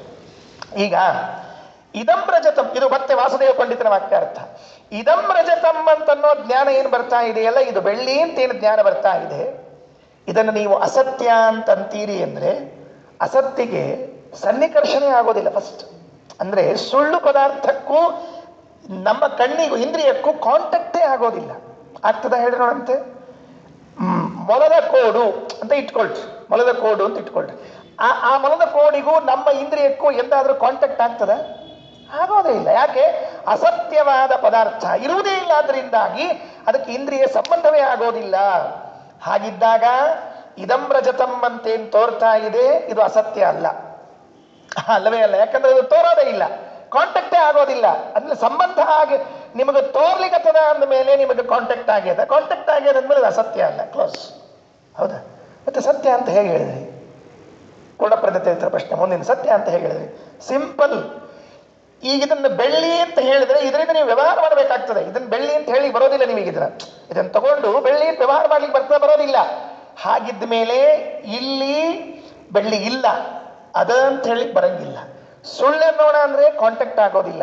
ಹಾಗಾದ್ರೆ ಇದಂ ರಜತಂ ಅಂತೇನು ಜ್ಞಾನ ಬರ್ಲಿಕ್ಕತ್ತದ, ಈ ಜ್ಞಾನದಲ್ಲಿ ವಿಷಯವಾದ ಬೆಳ್ಳಿ ಎಲ್ಲದ ಅಂತ ಕೇಳಿದ್ರೆ ಅಂಗಡಿ ಒಳಗದ.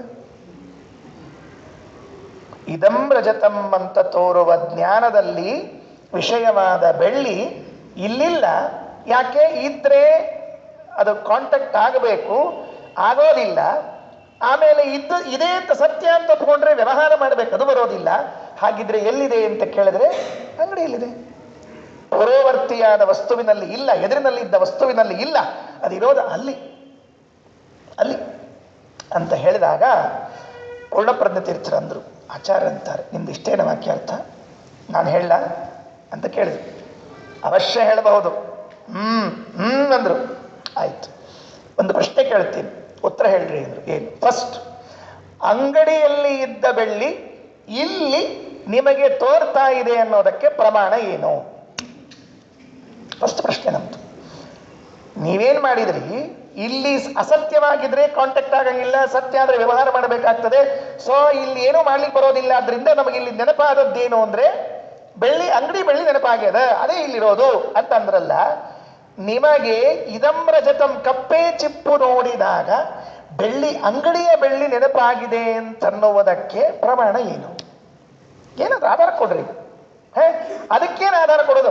ಭ್ರಾಂತಿಯೇ ಆಧಾರ ಅಂದ್ಬಿಟ್ರು ತಕ್ಷಣ ವಾಸುದೇವ ಪಂಡಿತರು. ಭ್ರಾಂತಿಯೇ ಅಲ್ರಿ, ನಮಗೆ ಭ್ರಾಂತಿ ಬಂದದ ಅಂತಂದ ಮೇಲೆ ತಲೆಯಾಗ ಬೆಳ್ಳಿ ಇದ್ದದ್ದಕ್ಕೆ ತಾನೇ ಭ್ರಾಂತಿ ಬರ್ಲಿಕ್ಕೆ ಸಾಧ್ಯ ಆಗಿತ್ತು. ದೂರ ಹೊರಟಿದ್ದಿ, ಕಪ್ಪೆ ಚಿಪ್ಪು ನೋಡಿದ ಕೂಡಲೇ ಬೆಳ್ಳಿ ಅಂತ ಬರಬೇಕಾದ್ರೆ ಈ ಭ್ರಾಂತಿ ಏನು ಬಂದದಲ್ಲ, ಈ ಭ್ರಾಂತಿಯೇ ನಿಮಗೆ ಏನ್ ತಿಳಿಸ್ತದೆ ಅಂತಂದ್ರೆ ಅಂಗಡಿಯಲ್ಲಿ ಬೆಳ್ಳಿ ಇದೆ ಅಂತ ತಿಳಿಸ್ತದೆ. ಮುಗಿದೋಯ್ತು. ಅಂದಮೇಲೆ ನನಗೇನು ಭ್ರಾಂತಿ ಬಂದದೆ, ಆ ಭ್ರಾಂತಿ ಏನ್ ತಿಳಿಸ್ತದೆ ಅಂದ್ರೆ ಇಲ್ಲಿರೋದು ಅಂಗಡಿಯೊಳಗಿನ ಬೆಳ್ಳಿ ಅಂತ ತಿಳಿಸ್ತದೆ. ಬಿಸಿಲಾಗ ಹೊಂಟಿದ್ನಂತ ಒಬ್ಬ ಪಾಪ, ಬಿಸಿಲಾಗ ಹೊಂಟಿದ್ದ, ಬಾಯಾರಿಕೆ ಆಗಿಬಿಟ್ಟಿತ್ರಿ ಅವ್ನಿಗೆ, ಜಗ್ಗಿ ಗಂಟ್ಲು ಒಳಗೆ ಬಂದಿತ್ತು, ನೀರಡಿಕೆ ಆಗಿಬಿಟ್ಟಿತ್ತು, ಬಿಸಿಲಾಗ ಹೊಂಟಿದ್ದ. ದೂರದೊಳಗೆ ಹಿಂಗೆ ನೀರು ಹರ್ಲಿಕ್ಕತ್ತಿತ್ತು ಹಿಂಗೆ. ಹಾ, ಇವನಿಗೆ ಬಾಯಾರಿಕೆ ಆಗೋದಕ್ಕೂ ನೀರು ಕಾಣೋದಕ್ಕೂ ಬಹಳ ಸಂತೋಷ ಆಯ್ತು. ಓಡಿದ ಓಡಿದ ಓಡಿದ ಓಡಿದ, ನೀರು ಬರವಲ್ತು ಬರವಲ್ತು ಬರವಲ್ತು.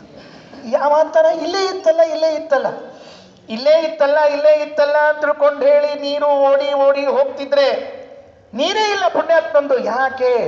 ಆ ಬಿಸಿಲಿನ ಝಳಕ್ಕೆ ಭೂಮಿ ಕಾಯ್ದು ನೀರಿನಂತೆ ಹೀಗೆ ವೇವ್ಸ್ ಬರ್ತಾ ಇದೆ. ಯಾಕೆ? ಅವನ ತಲೆಯಲ್ಲಿ ಇದ್ದದ್ದೇನೀಗ? ನೀರು. ಕಾಣಿಸಿದ್ದೇನು? ನೀರು. ಹಾಗಾಗಿ ಈ ಭ್ರಾಂತಿ ಏನು ಬಂದಿದೆ, ಇದೇ ನನಗೆ ಅಂಗಡಿಯಲ್ಲಿ ಇದ್ದ ಬೆಳ್ಳಿ ಇಲ್ಲಿದೆ ಅಂತ ತೋರ್ತಾ ಇದೆ. ಶ್ರೀಮದಾಚಾರ್ಯ ಅಂತಾರೆ, ಹೀಗೆ ಹೇಳಿ ಎಲ್ಲಾದರೂ ಇಡೀ ಆಧ್ಯಾತ್ಮ ಪ್ರಪಂಚವನ್ನ ಮುಳುಗಿಸಿರಿ ವಾಸುದೇವ ಪಂಡಿತ ಅಂದ್ಬಿಟ್ಟು ಶ್ರೀಮದಾಚಾರ್ಯ. ಯಾಕೆ? ಭ್ರಾಂತಿಯನ್ನ ಪ್ರಮಾಣ ಅಂತ ಹೇಳೋದಾದರೆ ಯಾವ ವಿಷಯದಲ್ಲಿ? ಅಂಗಡಿಯಲ್ಲಿ ಕಂಡ ಬೆಳ್ಳಿಯೇ ಇಲ್ಲಿ ಕಾಣ್ತಾ ಇದೆ ಎನ್ನುವುದಕ್ಕೆ ಭ್ರಾಂತಿಯೇ ಪ್ರಮಾಣ ಅಂತನ್ನುವುದಾದ್ರೆ, ಯಥಾರ್ಥ ಜ್ಞಾನ ಅಯಥಾರ್ಥ ಜ್ಞಾನ, ಪ್ರಮಾಣ ಅಪ್ರಮಾಣ ಅಂತ ವಿಭಾಗವನ್ನ ಜಗತ್ತಿನಲ್ಲಿ ಮಾಡ್ಬೇಕಾಕೆ ಅಂತ ಕೇಳಿದ್ರು ಶ್ರೀಮದಾಚಾರ್ಯ. ಯಥಾರ್ಥ ಜ್ಞಾನ ಅಯಥಾರ್ಥ ಜ್ಞಾನ ಅಂತ ವಿಭಾಗ ಮಾಡಿದ್ದು ಯಾಕೆ ಅಂದ್ರೆ, ಪ್ರಮಾಣ ಅಪ್ರಮಾಣ ಅಂತ ತಿಳಿಸುವುದಕ್ಕೆ ತಾನೇ ವಿಭಾಗ ಮಾಡಿದ್ದು. ಮತ್ತೆ ಅಪ್ರಮಾಣವೂ ವಿಷಯವನ್ನು ತಿಳಿಸ್ತದೆ, ಪ್ರಮಾಣವೂ ವಿಷಯವನ್ನು ತಿಳಿಸ್ತದೆ ಅಂತಾದ್ರೆ ಅಪ್ರಮಾಣ ಯಾಕೆ ಬೇಕು, ಪ್ರಮಾಣ ಯಾಕೆ ಬೇಕು? ಅಪ್ರಮಾಣವೇ ಸಾಕು. ಇಲ್ಲಿವರೆಗೆ ಯಾರಿಗೂ ಕೂಡ ಏನಾಗಿಲ್ಲ ಅಂದ್ರೆ, ಭ್ರಾಂತಿ ಒಂದು ವಸ್ತುವಿನ ಬಗ್ಗೆ ಪ್ರಾಮಾಣ್ಯವನ್ನು ತಂದುಕೊಟ್ಟಿಲ್ಲ. ಭ್ರಾಂತಿಯಿಂದ ಯಾವ ವ್ಯಕ್ತಿಯೂ ಕೂಡ ಈ ವಸ್ತುವನ್ನು ಇದಮಿತ್ತ ನಿರ್ಧಾರ ಮಾಡಿಲ್ಲ. ನೀವು ಹೇಗೆ ಹೇಳ್ತಾ ಇದ್ದೀರಿ? ಬರೋದಿಲ್ಲ ಅದು. ಒಂದು ಸುಮ್ಮನೆ ಮಧ್ಯದಲ್ಲಿ ಒಂಚೂರು ಆಲಸ್ಯ ಜಾಡ್ಯ ಪರಿಹಾರ ಆಗ್ಲಿಕ್ಕೆ ಒಂದು ಕಥೆ ಹೇಳ್ತೀನಿ ಕೇಳಿ. ಏನಾಗ್ಬಿಟ್ಟಿತ್ತು ಅಂದ್ರೆ, ಒಬ್ಬ ಪಾಪ ಆಕಳಿಸ್ಕೊಂಡು ಕೂತಿದ್ದಂತೆ. ಆಕಳಿಸ್ಕೊಂಡು ಕೂತ ಕಣ್ಣು ಮುಚ್ಚಿಬಿಟ್ಟಿದ್ದಾನೆ. ಅದು ಎಲ್ಲೋ ಹೀಗೆ ಹೋಗೋ ಒಂದು ನೊಣ ಒಳಗೆ ಹೋಗ್ಬಿಟ್ಟಿತ್ತು. ಗಾಬರಿ. ಅವ್ನು ಯಾವಾಗಲೂ ಒಳಗೆ ಗುಯ್ ಗುಯ್ ಗುಯ್ ಅಂತಿತ್ತು ಅವ್ನ ಒಳಗೆ. ಅವನಿಗೆ ಗುಯ್ ಗುಯ್ ಗುಯ್ ಅಂದ ಕೂಡಲೇ ಗಾಬರಿ ಶುರುವಾಯ್ತು. ಎಲ್ಲಿ ಒಳಗೆ ನೊಣ ಹೋಗ್ಬಿಟ್ಟದ, ಏನಾಗ್ತದೆ? ಈ ಭ್ರಾಂತಿ ನೋಡಿ ಹಿಂಗಿರ್ತದೆ. ಒಮ್ಮೆ ಒಳಗೆ ಹೋದ್ಮೇಲೆ ನೊಣ ಸತ್ತು ಹೋಗ್ತಾರೆ, ನೆನಪಿಟ್ಕೊಳ್ರಿ. ಅದೇನು ಉಳಿಯೋದಿಲ್ಲ ಅದು. ಅದೇನು ಒಳಗೆ ಹೋಗಿ ಸೈಟ್ ತಗೊಂಡು ಮನೆ ಕಟ್ಟಿ ಹೆಂಡತಿ ಏನು ಇಂಥವೆಲ್ಲ ಭ್ರಾಂತಿ ನಮಗೆ. ಗುಯ್ ಗುಯ್ ಗುಯ್ ಅನ್ಲಿಕ್ಕತ್ತದ ಅಂತಂದ. ಹೆಂಡತಿಗೆ ಹೇಳ್ದ, ಏನ ನೋಡ ಕಿವಿ ನೋಡ, ಗುಯ್ ಗುಯ್ ಅನ್ಲಿಕ್ಕತ್ತದ. ಅಕ್ಕಿ ನೋಡಿದ್ಲು, ಎಲ್ಲಿ ಕಿವಿ ಐತಿ? ಎಲ್ಲೂ ಗುಯ್ ಇಲ್ಲ ಬೈ ಇಲ್ಲ. ಅವನಿಗೆ ಗೊತ್ತಾತು, ಇದು ಹುಚ್ಚು ಹಿಡಿದ ಗೊತ್ತಾಯ್ತು, ಭ್ರಾಂತಿ ಬಂದದ್ದು ಗೊತ್ತಾಯ್ತು. ಡಾಕ್ಟರ್ ಕಡೆ ಹೋದ್ಲು. ಡಾಕ್ಟ್ರ, ಇಲ್ಲ ನಮ್ಮ ಮನೆಯವ್ರಿಗೆ ಹಿಂಗಾಗ್ಯದ. ಏನಾಗಿದೆ? ಗುಯ್ ಗುಯ್ ಗುಯ್ ಅಂತದಂತ ಹಿಂಗಂತ ಹಿಂಗೆ. ಹೌದಾ? ಚೆಕ್ ಹಾಕೊಂಬಲ್ಲಿ ನೋಡಿ. ಚೆಕ್ ಮಾಡಿದ್ರು. ನೋಡ್ತಮ್ಮ, ಹೌದು ಒಳಗಿದ್ದದ್ದು ನೊಣ, ಹೌದು. ನಿಮ್ಮ ಮನೆಯವ್ರಿಗೆ ಗೊತ್ತಾಗಿಲ್ಲ, ಯಾರಿಗೂ ಗೊತ್ತಾಗಿಲ್ಲ, ಗೊತ್ತದ. ನೀನು ಚಿಂತೆ ಮಾಡ್ಬಿಡ, ಒಂದು ಗುಳಿಗೆ ಕೊಡ್ತೀನಿ ನಿಂಗೆ, ಇದನ್ನು ತಗೋ, 3 ದಿವಸ ಬಿಟ್ಟು ಬಾ, ಆ ನೊಣ ನಾ ಹೊರಗೆ ತೆಗಿತೀನಿ ಅಂದರು. ಹಾಂ, ಏನು ಸಂತೋಷ ಆತ್ರಿ ಅವಂಗ. 3 ದಿವಸ ಬಿಟ್ಟು ಬಂದ, ಗುಳಿಗೆ ತಗೊಂಡ ಬಂದ. ಸ್ಟ್ರೆಚರ್ ಮೇಲೆ ಮಲಗಿಸಿದ್ರು ಡಾಕ್ಟ್ರು. ನೋಡೋ ಕಣ್ಮುಚ್ಚೋ. ಒಳಗೆ ಹೋಗ್ಬೇಕಾದ್ರೆ ಹೆಂಗೆ ಕಣ್ಮುಚ್ಚಿದ್ದಿಲ್ಲೋ ಹಂಗೆ ಹೊರಗೆ ಬರ್ಬೇಕಾದ್ರೆ ಕಣ್ಮುಚ್ಚಿ ತೆಗಿಬೇಡ ಅಂತ ಹೇಳಿ. ಅವ್ನು ಭಾರಿ ಖುಷಿ ಆಯಿತು. ಓಹೋ, ಇದೆಲ್ಲ ಕಣ್ಮುಚ್ಚೊಳಗೆ ಹೋಗೋದು, ಕಣ್ಮುಚ್ಚೊಳಗೆ ಬರೋದು ಕಾಣಿಸ್ತಾ ಅಂತ ತಿಳ್ಕೊಂಡು ಅವ್ನು ಪುಣ್ಯಾತ್ಮ ಕಣ್ಣು ಮುಚ್ಚಿದ. ಹೊಟ್ಟಿ ಮೇಲೆ ಕೈ ಇಟ್ಟು ಡಾಕ್ಟ್ರು, ಇಲ್ಲದೇ ಇಲ್ಲ ಅಂದ್ರು. ಹ್ಞೂ ಡಾಕ್ಟ್ರು ಇಲ್ಲೇ ಅದಂದ್ರು. ಒತ್ಬಿಟ್ರು. ಒತ್ತಿದ್ಕೊಂಡು ಸ್ವಲ್ಪ ಮೇಲೆ ಬಂತು ನೋಡಿ ಡಾಕ್ಟ್ರು ಅಂದ. ತೆಗಿ ಬಾಯಿ ತೆಗಿ ಅಂದ್ರು. ಹಿಂಗೆ ಒತ್ತಿ ಬಾಯಿ ತೆಗೆದು ಹೇಳ್ತೀನಿ, ಬಾಯಿ ಮುಂದೊಂದು ಬಾಟ್ಲಿ ಹಿಡಿದ್ಬಿಟ್ರು. ಹಿಡಿದು ಹಿಂಗೆ ಬಾಯಿ ಮುಚ್ಚಿಬಿಟ್ರು. ಬಾಟ್ಲಿ ಮುಚ್ಚಿದ್ರು ಹೇಳ್ತೀನಿ. ಅವ್ನು ಕಣ್ಣು ತೆಗೆದ. ಬಾಟ್ಲಿಯಾಗ ಒಂದು ನೊಣ ಗುಯ್ ಗುಯ್, ಬಾಟ್ಲಿ ಒಳಗೊಂದು ನೊಣ ಗುಯ್ ಗುಯ್ ಅಡ್ಡಳಿಕತ್ತಿತ್ತು. ಅವ ಅಂದ, ಡಾಕ್ಟ್ರ ಅಪ್ಪ ಸಮಾಧಾನ ಆತಪ್ಪ, 1 ವಾರ ಆತು ಹೊಟ್ಟೆ ಕೂತ್ಕೊಂಡು. ಪಾಪಿ ಇಷ್ಟು ಸೇರಿ ಮಾಡಿದ್ದು ಹೊಟ್ಟೆ ಕೂತ್ಕೊಂಡು. ಅದೊಳಗೆ ಬೈಲಿಕತ್ತಾರವ. ಆತಿಲ್ಲಪ್ಪ, ಫೀ ಕೊಡು ಅಡಿ ಅಂದ್ರೆ ಫೀ ಕೊಟ್ಟು ಕಳಿಸಿದ್ರು. ಡಾಕ್ಟ್ರು ನೊಣ ಡಬ್ಬಿ ಇಟ್ಕೊಂಡು ಕೂತಿದ್ರೆ ಹೆಂಡತಿ ಒಳಗೆ ಬಂದು ಗಂಡನ ಹೊರಗೆ ಕಳಿಸಿ ಬಾಲೆ. ಡಾಕ್ಟ್ರೆ ಖರೆ ಹೇಳ್ರಿ ಅಂದ್ರೆ, ಏನು ನಮ್ಮ ಮನೆಯವ್ರು ಹೊಟ್ಟೆಯಾಗಿ ನೊಣ ಇತ್ತೇನೋ? ಇಲ್ಲವ ನಮ್ಮವ, ಎಲ್ಲಿ ನೊಣ ಬರ್ಬೋದು? ಮತ್ತು ನೀವು ಎಲ್ಲಿಂದ ತಂದ್ರಿ ಅಂತ ಕೇಳೋರು. ನೊಣ ಇಲ್ಲ ಆಮೇಲೆ ತಂದ್ರೆ ಹೆಂಗೆ? ನೋಡು, ನಿಮ್ಮ ಮನೆಯವ್ರು ಹೊಟ್ಟೆಯಾಗಿ ಇದ್ದಿದ್ದಿಲ್ಲ ನೊಣ, ತಲೆಯಾಗಿತ್ತದು. ಎಲ್ಲಿತ್ತು? ಇಲ್ಲಿ ಇತ್ತದು. ಇಲ್ಲಿ ಭ್ರಾಂತಿ, ಇಲ್ಲೇನು ಬಂದಿತ್ತು ನೋಡು, ಇಲ್ಲಿ ಬಂದದ್ದು ಇಲ್ಲಿ ಕಾಣಿಸ್ಲಿಕ್ಕೆ ಶುರುವಾಗಿತ್ತು. ಅವ್ನು ಹೊಟ್ಟೆಗೆ ಗುಯ್ ಗುಯ್ ಗುಯ್ ಅಂತ ಕಾಣಿಸ್ಲಿಕ್ಕತ್ತಿತ್ತು. ಅದೆಲ್ಲ ಬರೋಬ್ಬರಿ. ನೀವು ಹೊಟ್ಟೆಗಿಂದ ಹೆಂಗೆ ತೆಗೆದ್ರಿ ಅಂತ ಕೇಳಿದ್ರು. ಹೊಟ್ಟೆಗಿಂದ ಎಲ್ಲಿ ತೆಗಿತೀನ ನಾನು ಅಂದ್ರೆ, ಮತ್ತೆ ಎಲ್ಲಿಂದ ತಂದ್ರಿ? 3 ದಿವಸ ಮನ್ಯಾಗ ಕೂತಿದ್ದೆ, ನೊಣ ಹಿಡಿಲಿಕ್ಕೆ ಸಲುವಾಗಿ. ಈ ಬಾಟ್ಲೆ ಹಾಕೊಂಡು ಉಚ್ಕೊಂತದ್ದು ಹೇಳಿ ಇದ್ರು.